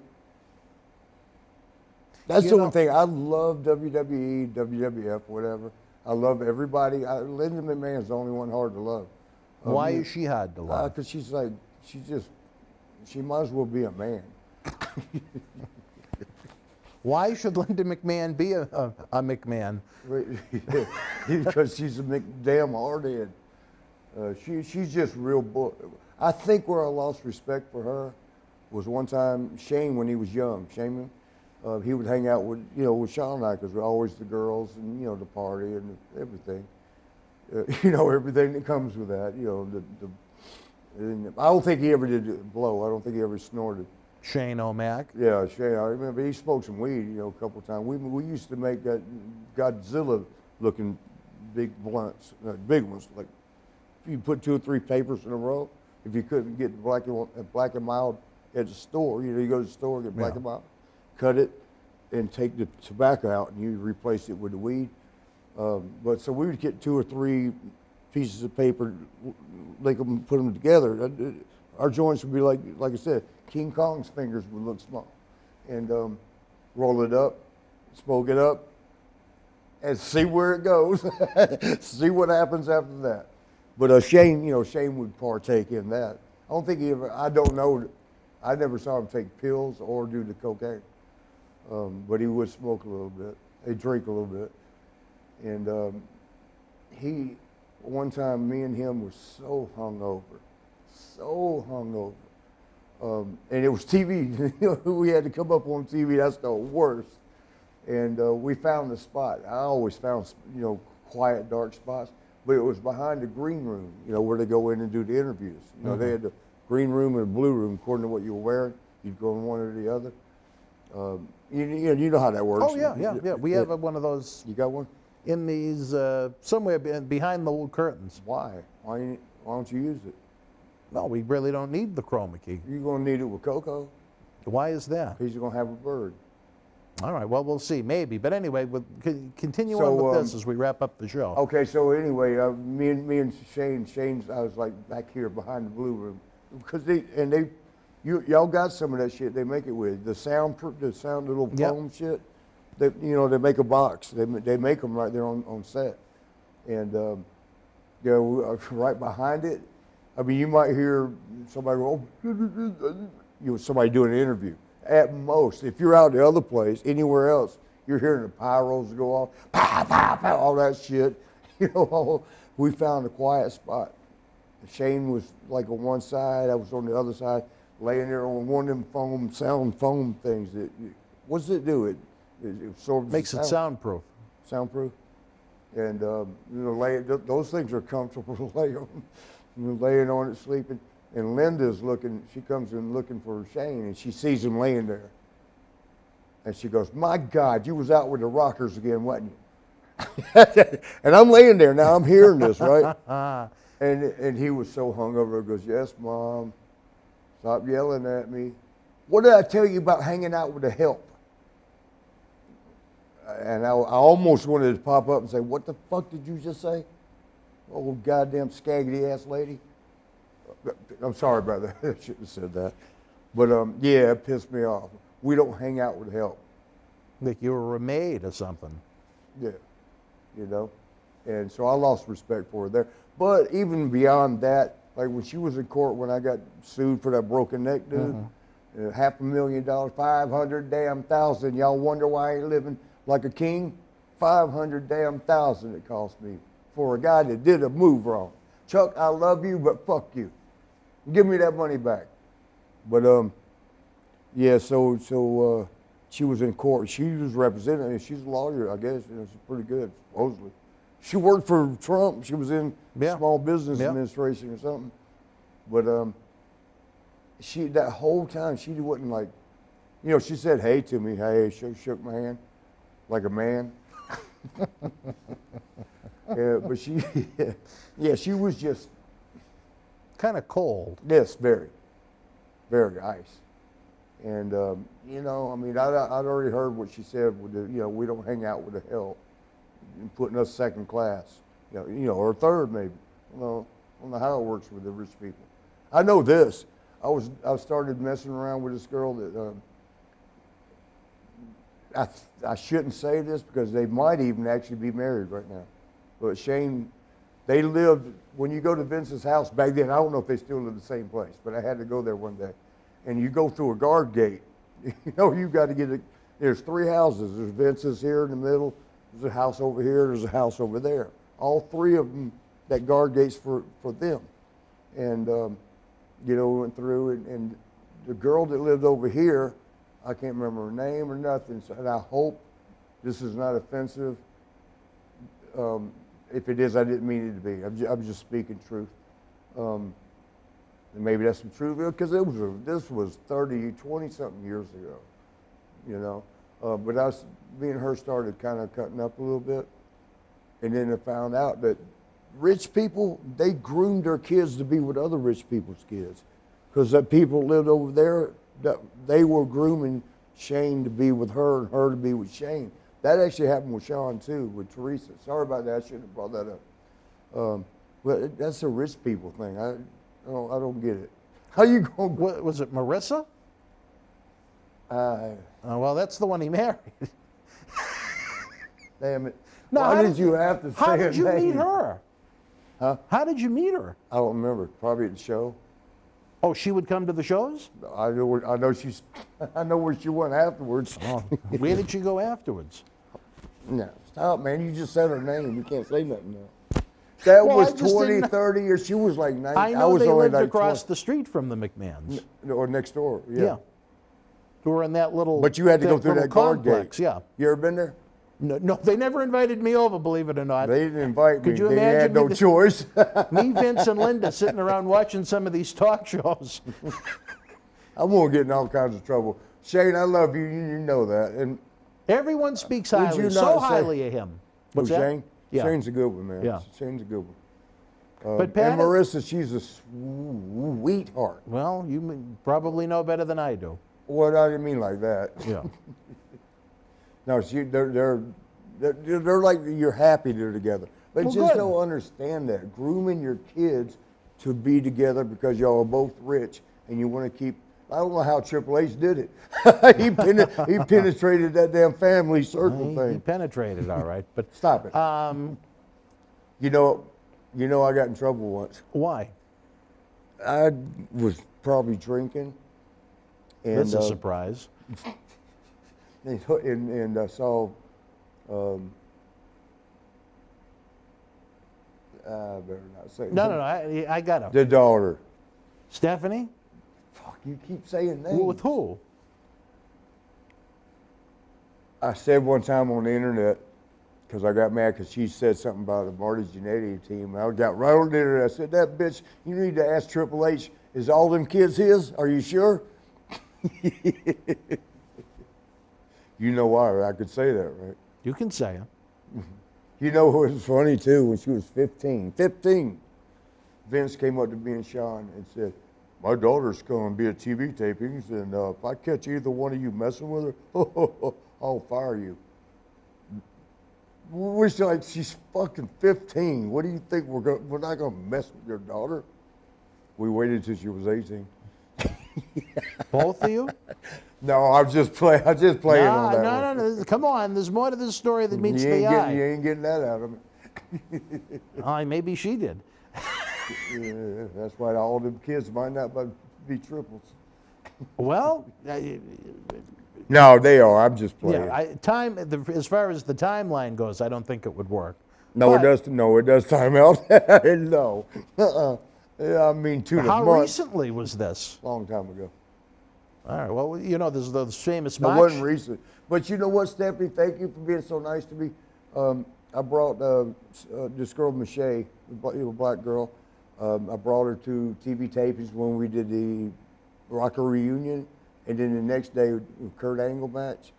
And I had to tell everybody she was my wife. Yeah. So she get could get in the backstage. back, right. Yeah. And oh my God, Stephanie, and some of them were looking at me sideways because I'm there with I got a black wife. And some of the guys were. And so All right. Yeah, dear God, Marty, we gotta gotta take wrap this it. home, baby.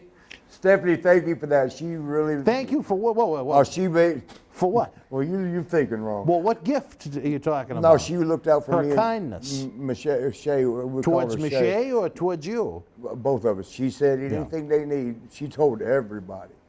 Anything, and like I said, some of the guys were looking sideways because I got a black wife. Yeah. But she wasn't really a wife. I had to, say she was. You think which I didn't mind. You think I mean, Stephanie was we jealous liked at each other. all? She didn't act like it. No. No, she was really cool, man. Well, that's good that you remain friends after your Stop, man. friendship. Why do you keep latching a hold of things? I'm talking about a nice friendship that That's you had Fremont with Street, Stephanie. right behind That's it. not Fremont Street. Past the her. No, not even close. Yeah, That's I the lived there. Did Bellagio you- right when- there. That's the Paris Hotel right there. The Fremont Street You want me to hit experience, Fremont? You'd have to take a bus from there to get to Fremont Street. Why did you take buses? It's just down the street. You didn't have a car? The Fremont Street experience? You got to park. From that part of the Vegas Strip? That's a couple of miles. About Oh, 3. all right, fair enough, but still, Yeah, that's but a shuttle bus to didn't me, you- baby. Didn't you get? I didn't even know they had a shuttle bus that did that. Yeah, it's called the Deuce. Oh, really? $2, yeah. I didn't know that. All right, well, fans, we're running out of time here. Fremont Street. And remember, if you go and cut somebody, hide it. All Put it right, right here. And then when how you do it, Dan? You swing. You're gonna have to teach you me. swing like this. And go for the face. They never see it coming. Give him the Joker treatment. What's that?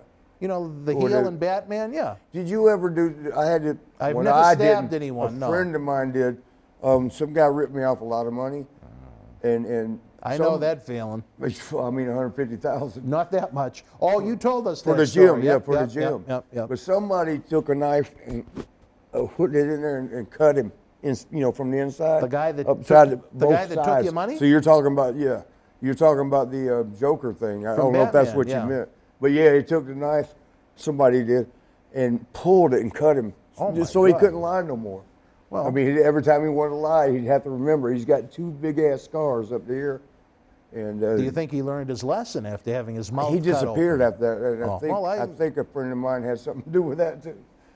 Chattahoochee. I called. It was a Braves game was on. Send him to the Chattahoochee. And it was right near there. But it was, I think it was Washington. I can't remember his first name. But he swung and the bat went up into like third base up and hit some old lady. I didn't mean to call her old. And then, everybody, the camera's on. It's standing there. And I was like, that's Sonny. He was right there. And I called my brother. I called a friend. And said, hey, he's at the fucking show. He's at the damn Atlanta, Fulton County. Said he's on there. He's right there. He's right behind third base. And my brother, and this friend was like, I said, turn it on the game. You'll see him because they kept the camera, because that lady got. Yeah. and he whoever it was so quiet and peaceful. And I'm like, you see it? You see it? And he goes, no, I'm watching a movie. I said, no, you got. He goes, Marty, it's not sunny. I said, it is sunny if you'll look. He goes, it's not sunny. It took me a minute for it to sink in. Like, how did he know? Sonny got the Chattahoochee treatment. How do you know it? Oh, okay. And nobody's ever seen him since. Well, we hope he's doing well. Yes, in heaven or hell. All right, wrestling fans, this has been quite the episode, certainly an extended episode. If you How long did we go this time? Our good friend Dave said we're about an hour, just approaching an hour and a half at this point, which is way too long, but I'm sure you guys enjoyed it. If you did, don't forget the Super Chat button is open. If you help us keep the lights on, we can bring Marty back more often. We can help Marty rehab his ankle more. We can send Marty to find physical therapy places. We can help Marty pay his bills. Yeah. We can do the same for Tony. We can do the same for all the great legends. You can join us on Patreon at patreon.com/Boston Wrestling for all that great content. And of course, unlike coronavirus, which has killed the nightlife for a party man like Marty, It didn't last night. Our eBay store is open 24/7. For my future Hall of Fame friend Marty Jannetty, I'm Dan Marati. We'll see you next Thursday night, 10 p.m. Wrestling Insiders Party with Marty. Be well. The World Wrestling Federation was live at Toledo Sports Arena in Toledo, Ohio, Wednesday, March the 4th, 1998. The opening contest, WWF Light Heavyweight Champion Taka Michinoku retained the title over Brian Christopher. The Godwins beat Los Boricuas. Tom Brandi victorious over D'Lo Brown. Triple H defeated 8-Ball. Cactus Jack with the win over WWF Tag Team Champion Billy Gunn. Kane beat Skull. Marvelous Mark Mero victorious over Goldust. And in the main event, Ken Shamrock defeated WWF Intercontinental Champion The Rock via disqualification. If you were in Toledo live, share your memories in the comment section below. Use the links in the description box to keep Wrestling Legends working in our eBay store and on our acclaimed Patreon streaming service so we can bring you more interactive superstar shoot interviews to relive the good old days of professional wrestling. Check it out. Boston Wrestling Sports in the MWF explodes into a new year with professional wrestling content galore and need you to join our family. Every Tuesday night at 10 p.m. after our Monday Night Raw review, it's Wrestling Insiders at your house with WWE Hall of Famer Mr. USA Tony Atlas. Wednesday nights at 10 p.m. after NXT and AEW, join rotating legends on Wrestling Insiders Special Edition. Every Thursday night at 10 p.m. after our NXT and Dynamite review, it's Marty Jannetty's no-holds-barred sex, drugs, and rock and roll journey on Wrestling Insiders Party with Marty. Friday night after SmackDown, don't miss John Cena Sr.'s Wrestling Insiders Fabulous Fridays. Plus, look for classic clips, history videos, bonus live episodes, pay-per-view, watch-alongs, and more. For less than a cup of coffee at Starbucks, get early ad-free access to our Wrestling Insider talk shows, our acclaimed studio shoot interview DVD library, and help keep wrestling legends working during the worst of times. Join our growing family at patreon.com/Boston Wrestling. Expect the unexpected in 2021. Johnny, I feel like I'm on what Marty was on after watching that one. That was out of control. You never know, like you say. Party with Marty is a surprise every time you do it, every time the fans watch it. Every Thursday night at 10 p.m., folks, you can count on brand new episodes, but don't forget, if you don't want to check out the archives, if you can't be with us live, like we have the live premiere going to my right, every Saturday night at 10 p.m., we get together as a fraternity, a friendship. I'm sure Slick Rick B is with us. I'm sure J.A. Will, Don the Barber, Ken, all of the great Kevins, especially Kevin Petrantozzi down at the Gold Exchange in Greensboro, North Carolina. All of our wonderful lady friends, Vaughn, Maria, Tania. See, they rhyme. You can, Tania. Fans, it's okay. It's all right. We have Trigger Trey. I'm just trying to think. We have so many great fans that pop in and out, Johnny. Some of them come by for all the shows. Some of them come by for a few. We appreciate you all. If you join us on any of these shows, again, as we continue to try to up the growth in the month of February, Johnny, the numbers are exceptional. It was the most viewed month in the history of the channel. Wow. It was the most watch time in the history of the channel. We were just a little low as far as the number of new subscribers go. I think it was the second biggest month we ever had. So those are things that we're always trying to push merchandise in the Patreon and Super Chat, which we have going right now in the premiere. But there are a lot of things you can do for free to help get the word out. I have no ego, Johnny. I think maybe that's one thing I hope you agree on in some way, shape, or form.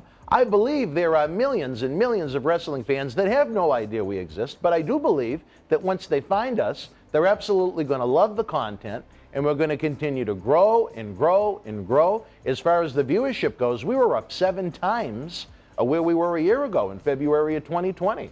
I mean, imagine, I think WWF right now, WWE would kill for Raw to go from 2 million viewers a week to 14 million viewers a week. If we can keep that up, folks, I'm telling you, I will give you and bring you any superstar you want from any area you want if we can afford it. That is a promise from Dan Marati, because my goal, Johnny's goal, everybody here in Boston Wrestling, along with trying to keep the lights on, is to keep these great wrestling legends working. And, for historical purposes, WWE bought the libraries they bought. They're entitled to present history any way they want to present it. That's at their choice.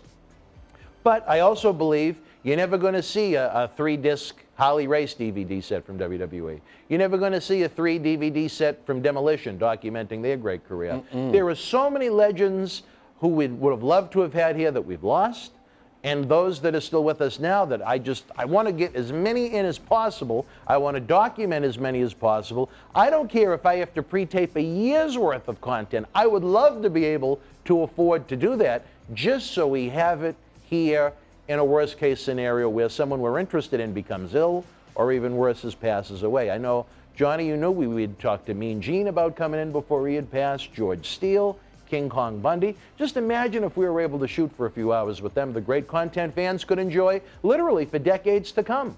I hear you. Imagine if we didn't have people like Vader, Kamala, Harley Race, who we're here for, Doink the Clown, Matt Bourne, Paul Bearer. I mean, the Sheik, I can't imagine he's going to be doing any interviews in the condition he's in. Again. Pretty bad. And it's sad that, him having to become sober took so much out of his spirit, I guess maybe is the right way to put it. But, as long as he's happy, healthy, and safe, that's what's most important. But That's very important. It's kind of limited as far as what he can do. There are still a lot of fans out there that want the Sheik that did those crazy interviews in the mid-2000s, but he was on substances then that he is not on now, and he's living the life of a near 80-year-old man that has an ankle that he never got fixed that can barely get around the house. So that Sheik, I don't think is ever going to come back to life, and that's probably for the best. I just want our friend Cosrow, again, to be down there, able to enjoy his grandkids and his wife and his 2 daughters that are with us and stuff like that. I agree, 100%. All right, we are 75% through the process, folks, as I'm down by the time you see this in beautiful Orlando, Florida. They got the Mardi Gras going at Universal Studios. Hopefully my little wrestling mission I was on was taken care of successfully. Hopefully baby Marati's happy and we're roaming those rides late at night in that beautiful Florida weather. But we got one more coming up, Johnny. It is the Fabulous Fridays. From just 24 hours ago, you and I discussed the Lacey Evans pregnancy in situation that has put kind of Ric Flair and Charlotte Flair on ice. Carlito, his return, his non-return. Zelina Vega's no compete clause coming to an end. Andrade Almas and Aleister Black winding up on milk cartons as far as being missing people. And so much more. Fans, stand by. We're going to wrap up Wrestling Insiders Week in Review with Fabulous Fridays. Wrestling fans around the corner, around the world, I'm Dan Marati, along with my Friday night delight partner in crime, Mr. John Cena Sr. Johnny, pleasure to have you back. We had a very well-received, well-debated episode about AEW last week. This week, the fans want to talk a little WWE as the road to WrestleMania has begun. We're about just a hair over 2 weeks away from the Fastlane pay-per-view. I know the fans are hoping you may be able to join us live that night yet again with the lovely blonde. You're already saying no. Once is enough. Really? All right, well, is there anything the fans could do? Maybe apologize to you. Once is enough. Well, you heard it from John Cena Sr. himself. I guess the fast lane he's going to be on is out to Los Angeles to visit the set of Ms. and Mrs., but that remains to be seen. Haven't been asked yet. Johnny, one that has really got me a little hot under the collar, I don't know about you, but for the second time in less than a year now, we have one of the top female superstars in WWE leaving in the middle of a major period for their character is Lacey Evans, with child. And the worst of times is it affected not just what she's doing, but those that she's working with on what is a very slim female roster to begin with, as I believe there's about 8 women on Raw to begin with. Johnny, I tell you, I went wild. I think this was during coronavirus time, so you weren't with us, but the whole Becky Lynch thing pissed me off. It pissed me off big time, Johnny. Here's why. And I think this is one thing you and I will agree on. Having kids in your life is probably the best thing that'll ever happen to you, unless you're a really strange human being. I would agree, 100%. But when a billion-dollar entity builds their company around you for a year and a half, castrates your partner, who was the world champion that destroyed Brock Lesnar at WrestleMania 35 to try and get you over, and then, well, whoops. You know what? Here's how I would like to see it done if I'm Vince McMahon or if I'm running a wrestling company. If you want me to portray you as one of the top superstars in this company, and you feel the time in your life has come to be with child and grow your family, a couple of months ahead of time, you say, Mr. McMahon, Mr. Cena, Mr. Marty, this is what I'd like to do. I said, well, we thank you very much for letting us know ahead of time. Let us develop a storyline to get someone new over after we just spent a year and a half trying to get you over, as opposed to the nonsense that they did, which was the night after Money in the Bank. Becky Lynch came out with to make her big announcement, you know, she's the man, she's the mother, she's this, she's that. Then after treating Asuka like an absolute imbecile, probably the best female talent in the company, and just have it going, yeah, yeah, yeah, yeah, yeah, yeah, yeah, yeah, yeah, yeah, yeah, yeah, yeah, yeah, oh, ooh, ooh, yeah, yeah. Party with Marty. And, oh, well, here, and then she hands her the Money in the Bank briefcase and the titles in it, and there it is. It's Asuka's now, without Becky Lynch even taking a pinfall to try and get someone new over. I thought that was, accidents happen, but if it was planned, I thought it was very disrespectful to the company. I thought as a professional, accidental or intentional, I thought it was very disrespectful to the company that, think of every female that laid down to make her the man. That could have been someone else. What was that word? The man. Laid down? Laid down to take a 1, 2, 3. Oh, I understand. Do the job. Yeah, I didn't mean anything else. Yeah, think of all the women that laid down to put Becky Lynch over in the spot she was in. That could have been someone that's actively with the company right now, perhaps as over as Becky Lynch was. And I can debate how over I thought Becky Lynch was. But anyway, you know I'm not a huge fan of the women's wrestling a lot of the time because it's just, on its own platform, I think it would come across so much better than when on the same show is the men's wrestling. Because the men's wrestling, generally, it's laid in a lot stiffer, a lot tighter, and it looks a lot more realistic than when, you know, Sasha wants to do her, you know, tributes to Eddie Guerrero and Macho Man, and Bayley wants to do the cosplay moves, and they all want to cry, and they all want to hug, and But now you have one of the few feuds that really got me hooked over the past month or so. And I don't understand how they're trying to still present Charlotte as the babyface, where she was very, I thought, disrespectful to her dad in all the back and forth vignettes. But the Nature Boy did not like Charlotte's attitude. So what did the man do? The Nature Boy. Woo! He got the lady, Lacey Evans. She's with child. And it lit Charlotte on fire. She was so pissed off about it. I thought that was maybe the best women's feud they've done of this generation. I thought that had so much potential with this iconic, legendary dad, with his daughter now arguably the top female superstar active in the company, now running off with one of the other younger, some may argue even a little prettier female talents. And then what do you do when you finally shoot the big angle where Rick and Charlotte break up from each other? Oh, I'm pregnant. I'll be, maybe in a year or so, I'll be ready. I mean, Johnny.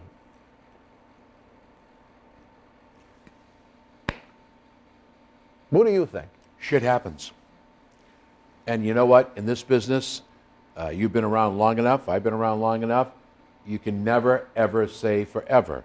So I think the issues, if they really wanted to make this a good storyline, is it's Rick's baby. I think that's a great storyline. However, to say that you're going to take away the right of any female or male to conceive and have a family, and I'm going to say this, I don't think that a lot of these were planned. It sounds to me like some of it may have just been a good night and look what happened. It's one way to describe it. Well, a good night and look what happened. But you know what? I don't think that you can say that I built my empire around you and now you've gone out and done something to destroy me. That's not true. I'm not saying it destroyed WWE. What I'm saying is it destroyed a very slim women's roster to begin with, and it's disrespectful to those that laid their body down to make them look better. As we know, wrestling is, for all the athleticism in it, there is that portion of entertainment, and it takes other people to make you look good. And for all those people that it took to make her look good, it was a waste. But you've had it If they happen in weren't men's gonna be- wrestling. What? You have Brock Lesnar over the top, and what does he do? I quit, Vince. I can't take the traveling, and walks out. Wait a minute. If you're going to make an argument, I'm going to make an argument, but right at least now. make it. You're not 100% wrong with what you just said. But did Brock Lesnar do business and do a job on the way out? Yeah. Well, that's all I'm saying. So what you want somebody to do is do the job and close the line. I think if I and I Then think you it's know who that's up wonderful. to? That's up to the boss, not Sasha Bank, Vince. I think it's wonderful that they're going to have kids. I think it'll enhance their lives in ways that maybe professional wrestling can't. I just think due to the nature of how this industry works, where there are other people sacrificing, making themselves look good to make you look good, you have enough respect for the company and your peers to say, you know what, I want to go start a family. What's the best way to eliminate my character from the canvas for a year or however long it might be? Now, Lacey Evans' boyfriend is.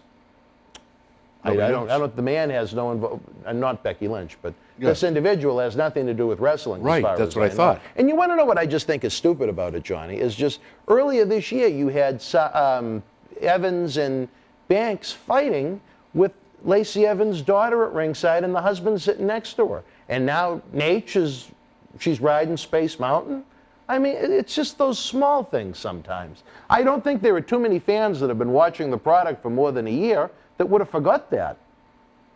Well, all I can say is this, that... Are they trying to say that Lacey's loose and not a lady?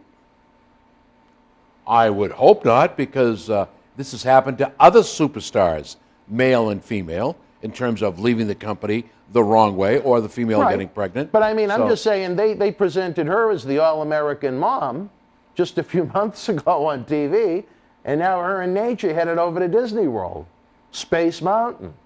I think it's a great storyline. I think it would be more effective if you just didn't have it slapped in your face. Oh, here's Lacey, the all-American mom, sweet apple pie, and there's her husband sitting at ringside together. And well, what am I supposed to believe? What am I really supposed to get into here? Which one of these stories? Well, is it all factual?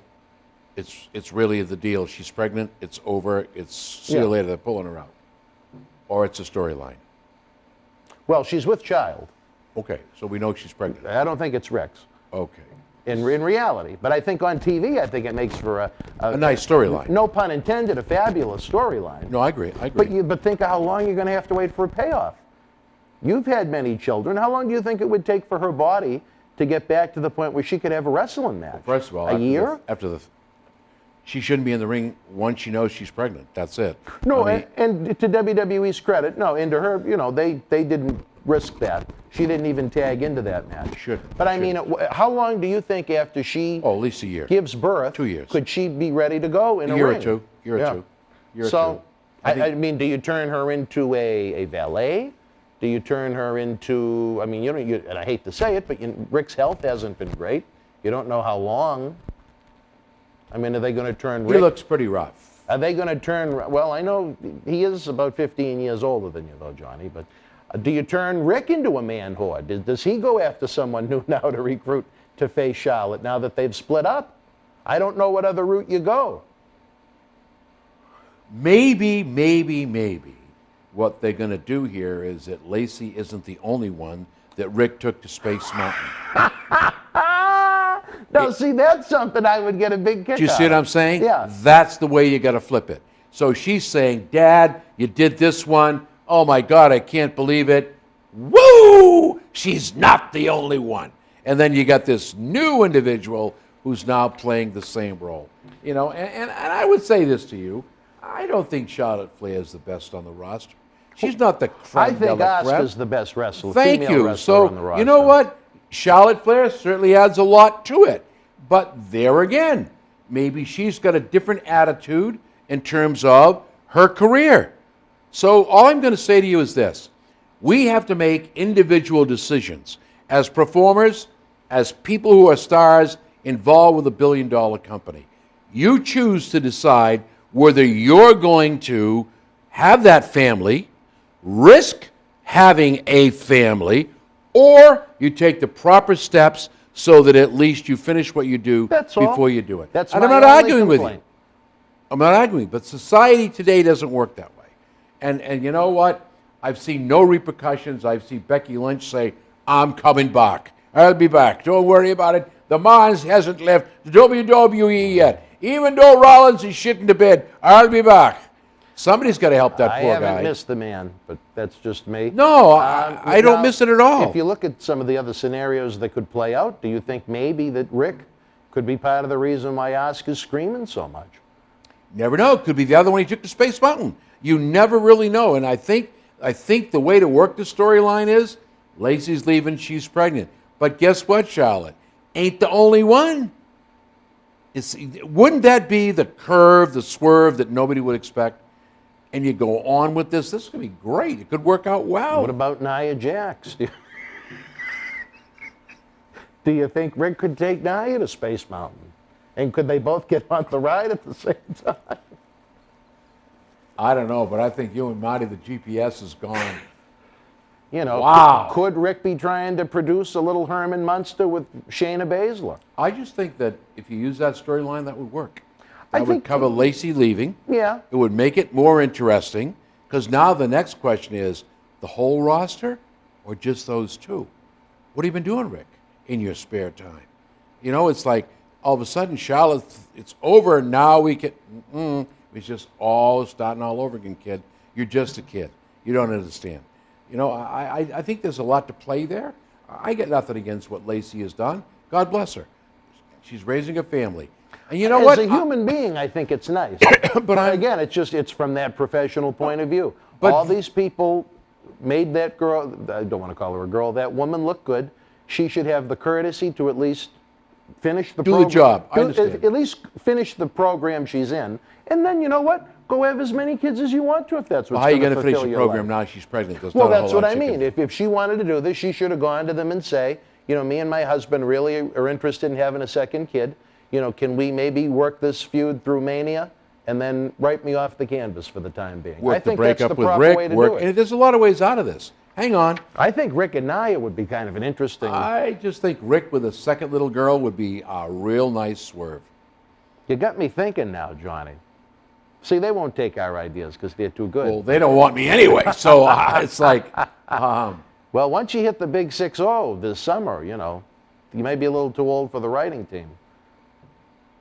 Fabo will always be available to do what needs to be done. Yeah, you love that company. I know that. WWE You bleed is- WWE. Even all the way back to the 70s when you produced some spot shows for the company, for the WWWF, which a lot of people forget. I don't. But Johnny, another departure, I guess it wound up happening earlier this winter, and it really wasn't well reported, was a man that was slated at one point to face your son at WrestleMania a couple of years ago with his unique growth issues inside of his body, Lars Sullivan. Oh, yeah. I mean, that there would've was been a the match guy of matches. on a photo. I mean, you talk about just not to say that he's a freak, but just a freaky look where he has that same, I think it's along the lines of the same giantism issue where the parts of the body keep growing.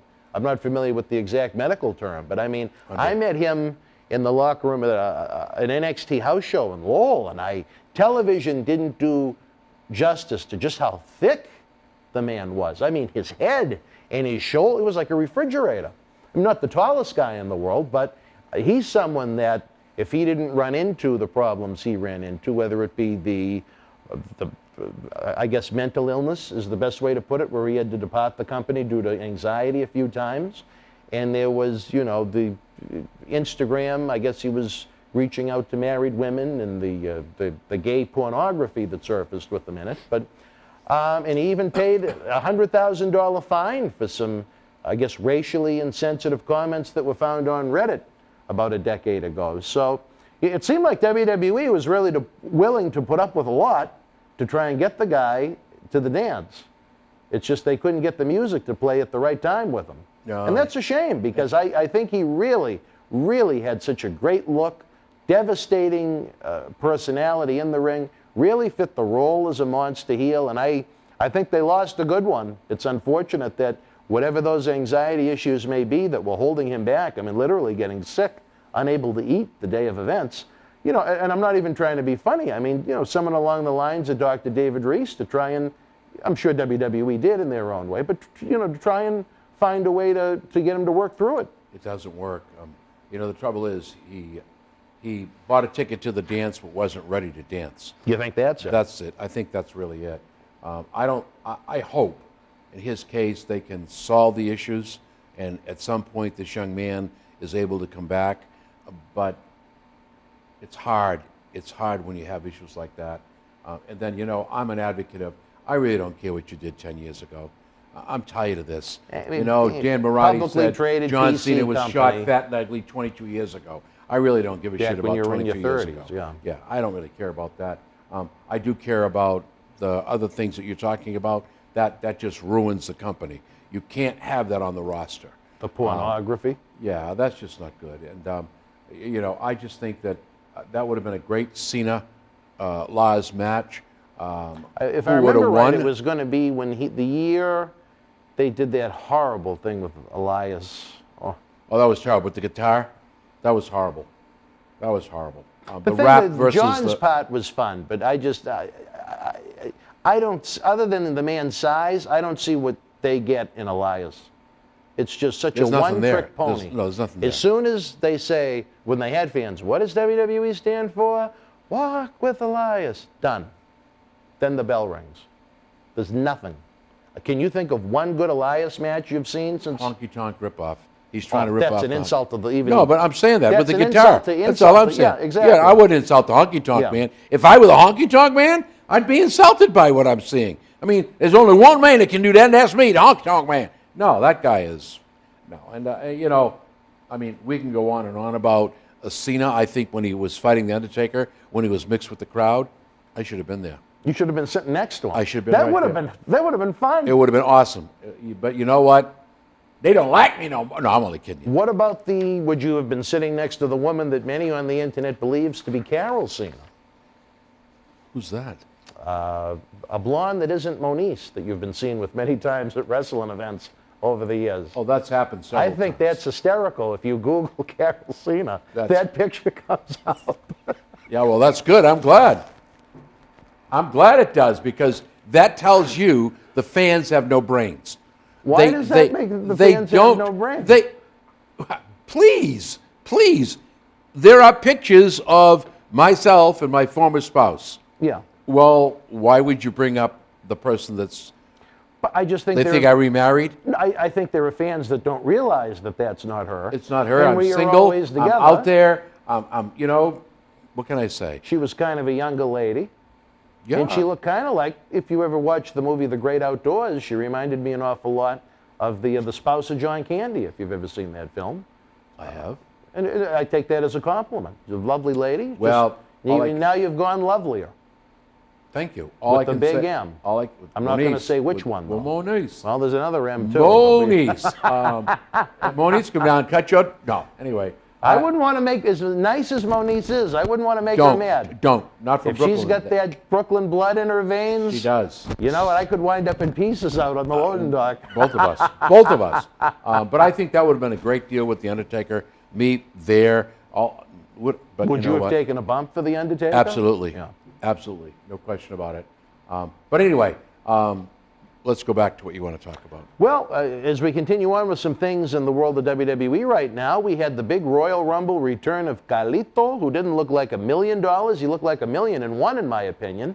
They put him on Raw the next night in a tag team match. It was him and Jeff Hardy against, I think it might have been actually Elias and his little partner in crime, Jackson Riker, who's back from vacation after his little kind of political social media outburst that was right-winged earlier in the spring. That's a different story for a different time. But I'll say this, Johnny, when I saw on the man's first televised match on TV in 10 years, him hitting his finish so he can tag in Jeff Hardy to get the pin, I didn't have high hopes. And now Carlito has not been seen on a WWE television show since. Do you, what I believe was just a 3-week tryout to begin with, do you think we've seen the end of Carlito already? I think Carlito was a valuable resource. If they don't take this young man and at least use him in some capacity, production, working with these kids, or putting him back in the ring. I know that his one thing was to retire from WWE. When he was done, just leave WWE in good terms. The first time he left was not on the best of terms. No, not at all. Not at all. It worked out for us because we got a great talent to use on our live events. I hope that we see more of Carlito. I'm kind of leaning and saying, you haven't seen him, I don't think you're going to see him. And that's a shame because, and I look at it twofold. I look at it from the human in me. I think he is a character that would add something to the show. He's got great personality. Again, if his body was in that kind of condition during his first run, unbelievable, wasn't it? when he kind of gave up, when he realized they weren't going to do anything with him, Yeah. he might have had a longer run the first go around. From the, I guess maybe the professional side of Dan Marati, I look at it like this. I'd love to have him on our live events once we have them again, especially looking the way he does now. He's in megabucks condition. And you would never guess how old he is. No, he's a great person. He's like Shelton and Bobby Lashley. He doesn't age. Nope. Another couple of great guys. At least they're getting their just due right now. Yes, they are. Bobby's in for some big things headed into WrestleMania. At least Shelton's been taken out of catering, and they've given him the tag team titles. When you have one of the elite athletes to ever compete in a WWE ring, and they have him watching the show on a television monitor most weeks. The Hurt Business, say what you will, I'm not the world's biggest MVP fan, but it took some guys that, maybe they have been miscast, misused, or not used at all, and it have given them a very significant role on the show. I think for what can be knocked about WWE creative, I think the Hurt Business faction right now is one of the better parts of the show. The only thing I don't understand is they recently added Cedric Alexander from the cruiserweight side of things, and they're already hinting that Cedric is going to turn on them. If that's the case, why would you have a heel turn on a heel faction and do it after just a few weeks after joining them? But they didn't call and ask my opinion, believe it or not. Well, they didn't call me either, so I don't know we'll about just that. check that one off. I don't know about They that. didn't call? No. But I hope Carlito should be on a national wrestling television program. I'm surprised. And his cousins are excellent too. Eddie and what did they go by in WWE? Primo and Epico is right. what they went by in WWE, Yeah. right? I mean, that's a faction right there. Think of what they could have done with New Day. Or if they brought the cousins back too, something with the Hurt Business. Or Lucha House Party if they kept them as a trio. A lot of different creative routes they could have gone with that. But again, it feels like a great opportunity that got flushed down the toilet. Well, maybe Johnny Khan will pick up Carlito. He owns the name. That's another thing that works to his advantage as opposed to someone like, as we mentioned on the AEW show, we talked a little bit about the Luke Harper-Brody Lee situation. He couldn't be Luke Harper because that was a WWE creation. Carlito, that's kind of his born name with the Spanish nickname. I think it means little Carlos. He owns it. Yeah. Yep, he owns So they Primo and Epico, I don't think could be used. I think those were WWE creations. But just a real shame if WWE lets that opportunity go to waste. Maybe they got nothing for him. The trouble is, How does a company that repeats the same boring matches, the same boring interviews over and over and over again, not be able to come up with something good for someone with some talent? Well, that's what I was going to say. The problem we have right now is they bring him out. They've used him 3 times now. Now you sit back in the room and you go, what else do we have for him? Where are we going to put him? Instead of sitting back going, wait a minute, there's scenario A, B, and C. We can use this guy in any of these 3 scenarios. I don't see that. They just give up. I think if that's the case, you need new writers. If you can't come up with something for a talent like Carlito to be part of your weekly show that has just been devastated with the amount of departures that it's had, to keep it feeling fresh and original each week, instead of it feeling like just, especially with the women, where there's only maybe 8 to 10 of them, where it feels like just the same match week after week after week, almost like you're watching a rerun. I could see Carlito against Roman Reigns. Yeah. And there's history there between the Anoa'is and the Colognes. That'd be a good setup. Yeah. Good setup. Especially once Jimmy Uso comes back again, you have another trio. The Anoa'i trio, and you'd have the Cologne trio. Well, let's see what happens, as Paul Harvey would say. Paul see if we who? get Harvey on the radio. You're too young to remember him. Now we'll see what happens with the rest of the story. All right, Johnny. Also coming up at the end of the 90-day no-compete clause is the lovely, well-spoken Zelina Vega, who I liked an awful lot in her managerial role with Andrade and Angel Gaza. Andrade is going to be on the side of Milk Carton soon. He's missing in action right now. I don't know, usually look at the situation with Becky Lynch and Lacey Evans. The female is the one that goes missing. I don't know if I'm not trying to say Andrade's pregnant, but there is a guy could look at as another one of the top. Whoa! Okay. I know his English is not 100%, but he had Zelina Vega doing the talking for him. I would have been grooming that man as one of the top heels for one of the 2 brands. Angel Gaza they brought in. He's got the next generation Eddie Guerrero written all over him. He's snarky, he's charismatic, he looks kind of like a sleazy little ass ripping his pants off, and flowers for the women and things like that. And again, ever since that trio was broken up, they've got nothing for the man. He was used as an enhancement talent over Damian Priest, which I'm certainly not trying to advocate that Damian Priest as a newcomer should be losing, but they should have other guys on the roster to take that pinfall. I think Angel Gaza just oozes heel charisma. I would want him around for a long time, and I'd try and protect him in the booking instead of having him jobbing. And then you look at someone like Sheamus, who they continue to shove down people's throats, and nothing against the guy, but Sheamus has been there now 10, 11, 12 years. He's been there, he's done that. There's nothing that feels new or original about seeing Sheamus. Because they have nothing new for him. He's fought everybody there is. Cap. He's fought everybody there is to fight. I don't know. I don't disagree with what you said. I think you're right on the money with those people. But it's a strange business. It's a strange business, and one day you're on top, the next day you could be sweeping the floor. Well, Zelina Vega, she took to social media and used the U word, which didn't go over very well. And much like Andrade Almas, her husband, Alistair Black, has also been on the missing persons list for quite a while. Goodbye, Alistair, Adiva. he's waiting for someone. He always says, come and knock at the door when you're ready to fight. I guess no one's ready to fight because we're not even seeing inside the door anymore. Nothing.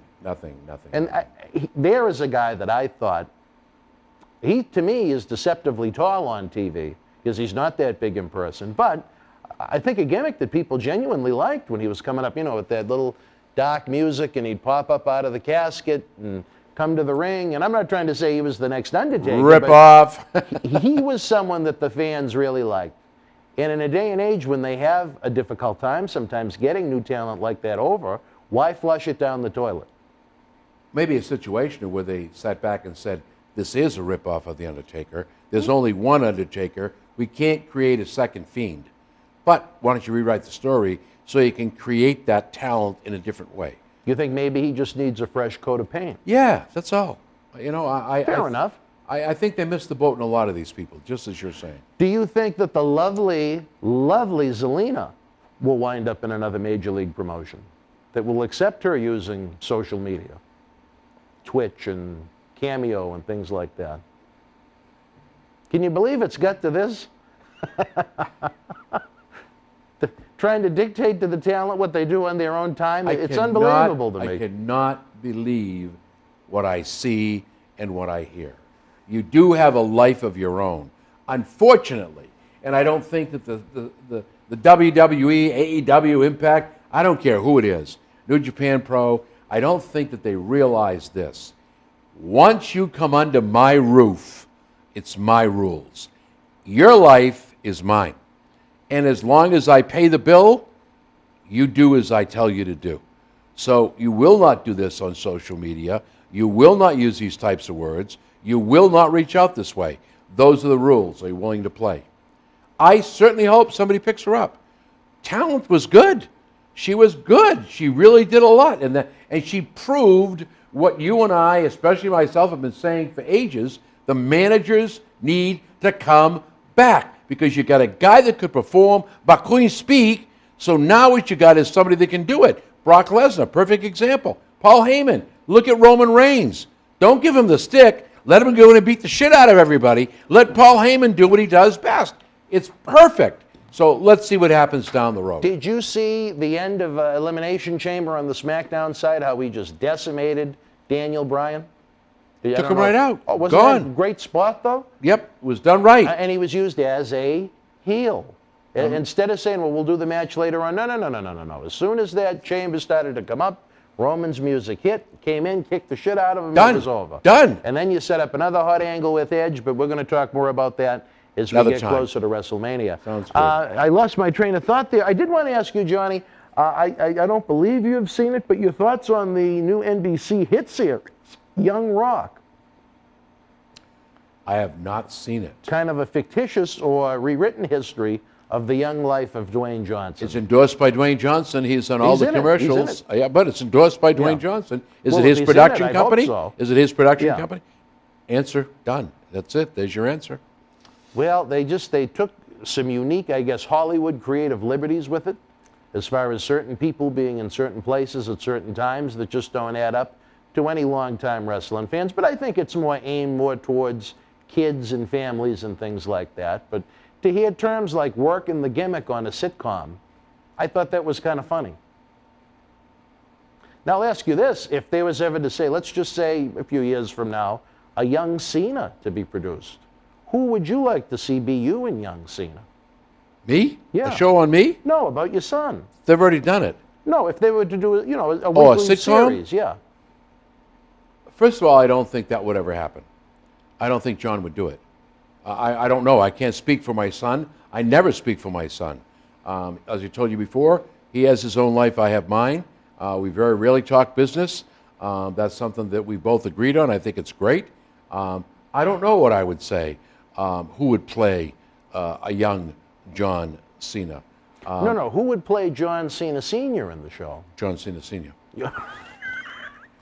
I did to check. You wouldn't let anyone do it other than you. But let's just say they went retro like they did with The Rock when they had a 10-year-old version of him. Obviously, they have to do a little bit of something with the moss and color it up a little bit, or they'd need a different actor to do it. You know who I think would have been good as John Cena Sr.? Who's that? Adam West. You are really on drugs. Man, I don't know what you and Jannetty did. What did you and Jannetty do? Adam West would have been a good John if he was with us still? Do you want me to tell you? Let's put it this way. All right. I've been around Hollywood a little bit, see what they can do with makeup and stuff. They can make you look 150 years old. I mean, you look okay now, but they could do 150. They could certainly make Fabo look like he used to look with the sideburns when he was a kid. You know what?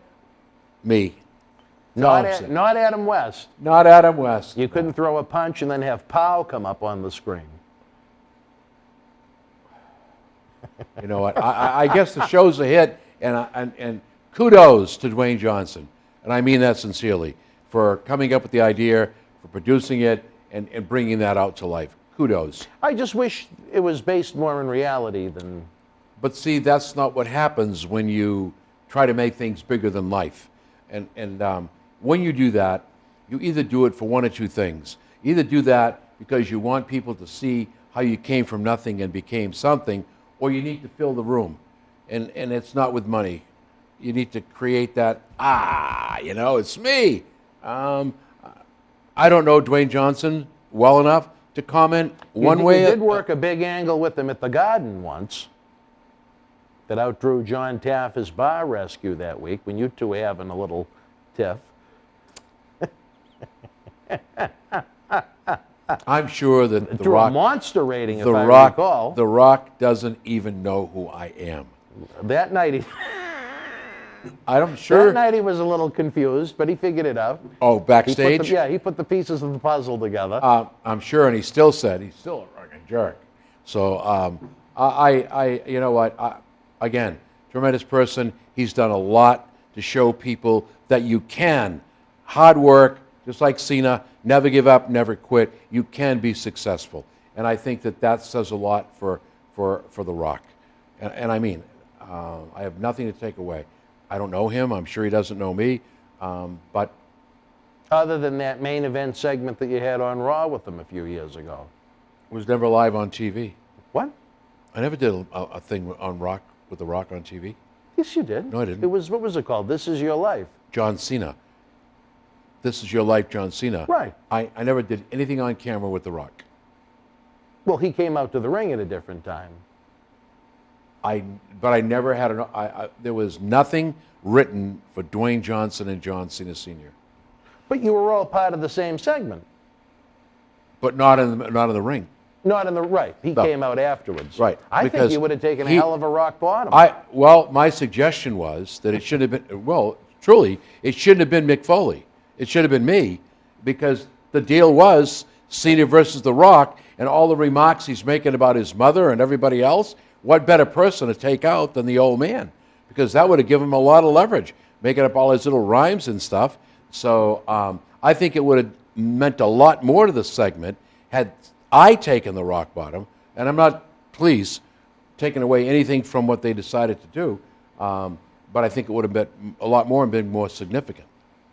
Well, you get a hell of a reaction.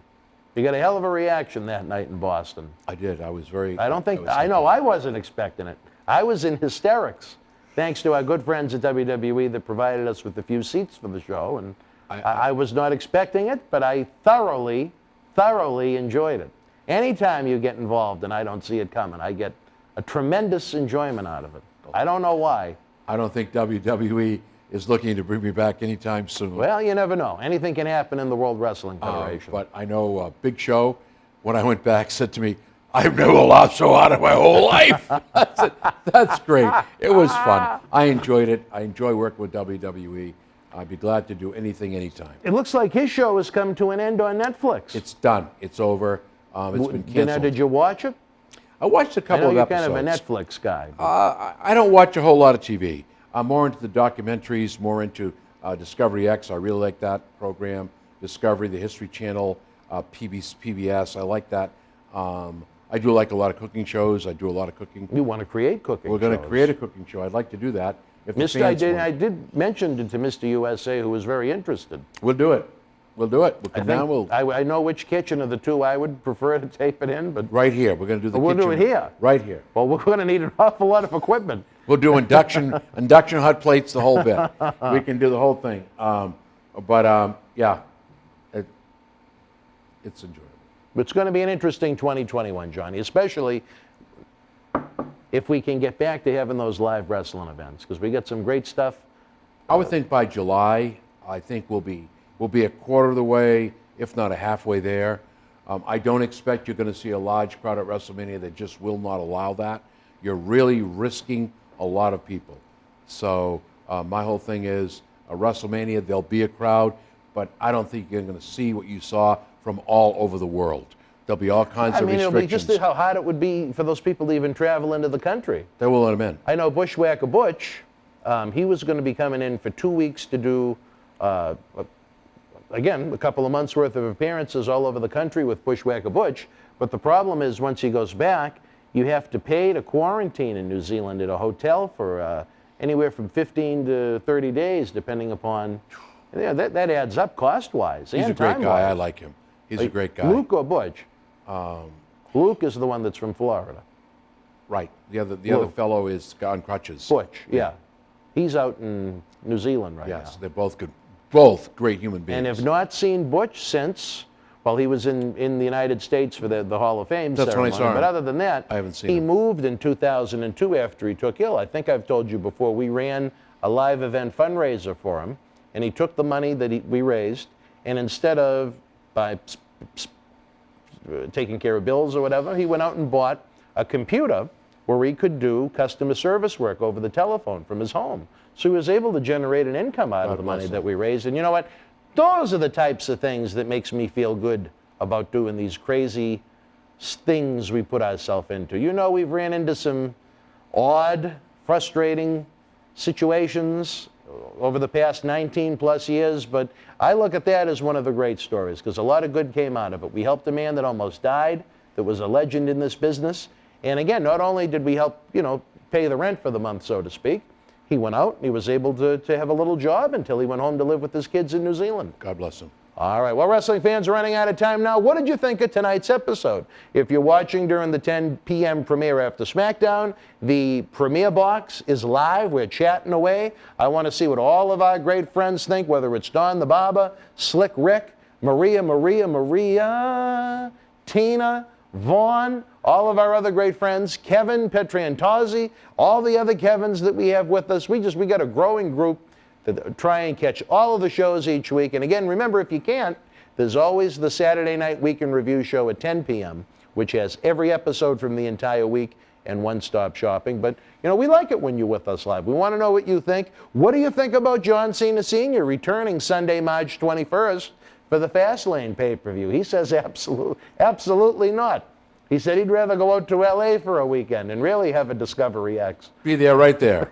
We have a lot to look forward to on the road to WrestleMania, folks. Again, the eBay store is open 24/7, and our acclaimed Patreon streaming service, where you get early ad-free access to all of our in-studio weekly shoot interview shows. You get access to our acclaimed Studio Shoot Interview DVD library that this guy co-hosted several of. It's been seen by millions online, millions more on The Howard Stern Show.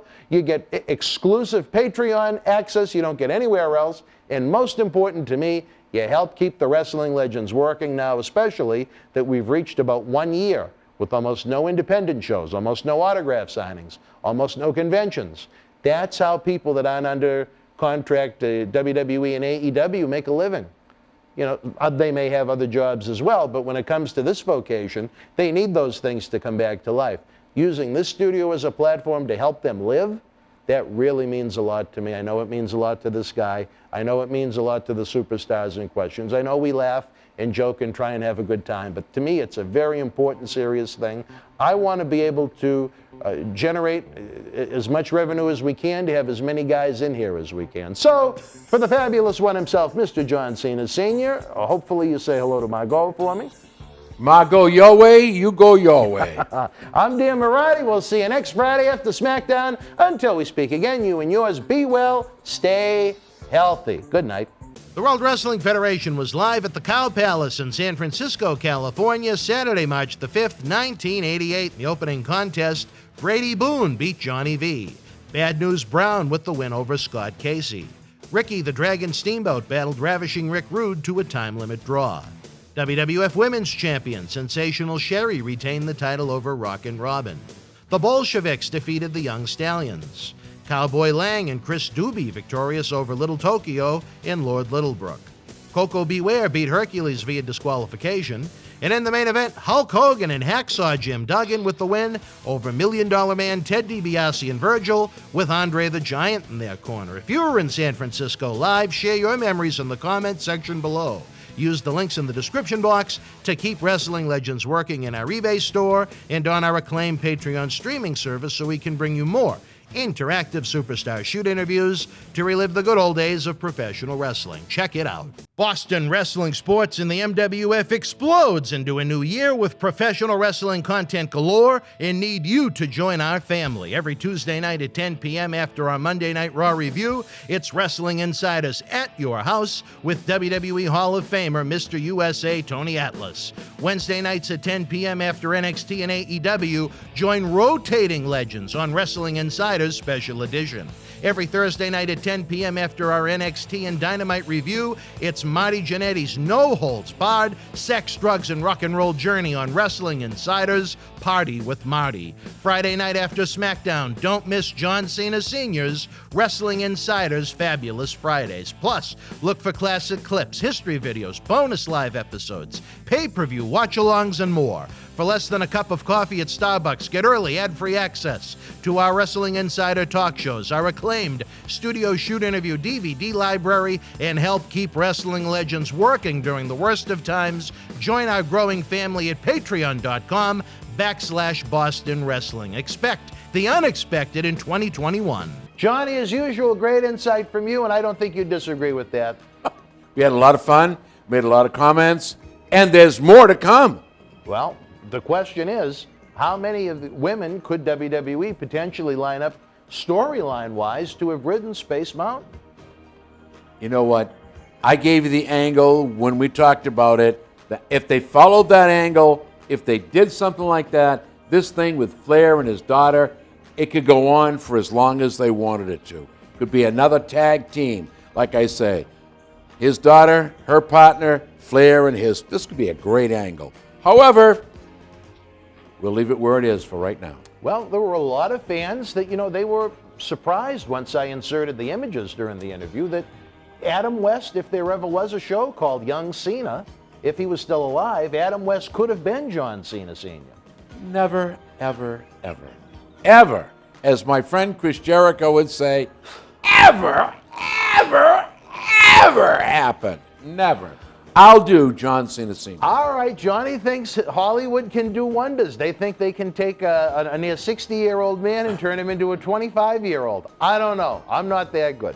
But we're running out of time here. Again, folks, we got to get the cheap plugs in real quick. If you've been chatting with us in the premiere, we thank you so much. The super chats of any denomination are always welcome. They help us keep the lights on and keep the legends coming into the studio.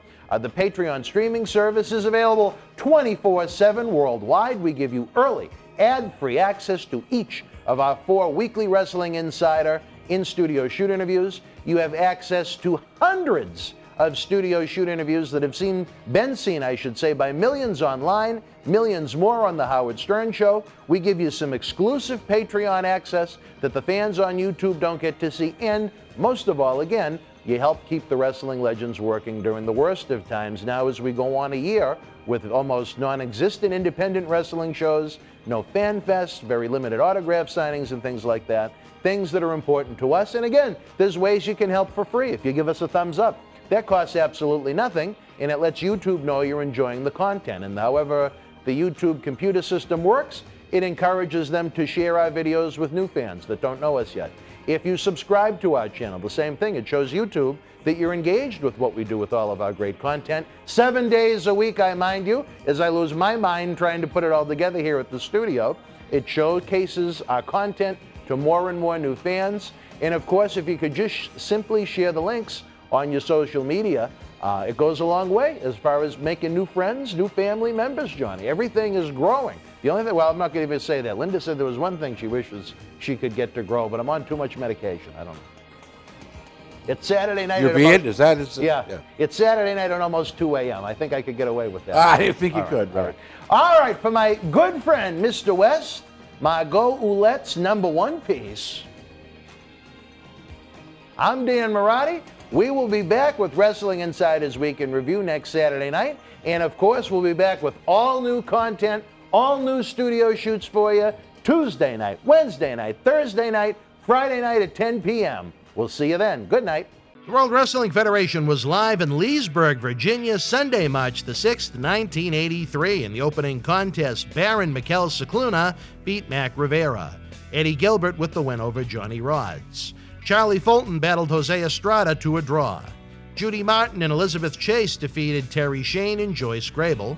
And in the main event, Superfly Jimmy Snuka and Rocky Johnson victorious over the Wild Samoans via disqualification. If you were in Leesburg Live, share your memories in the comment section below. Use the links in the description box to keep wrestling legends working in our eBay store and on our acclaimed Patreon streaming service so we can bring you more interactive superstar shoot interviews to relive the good old days of professional wrestling. Check it out.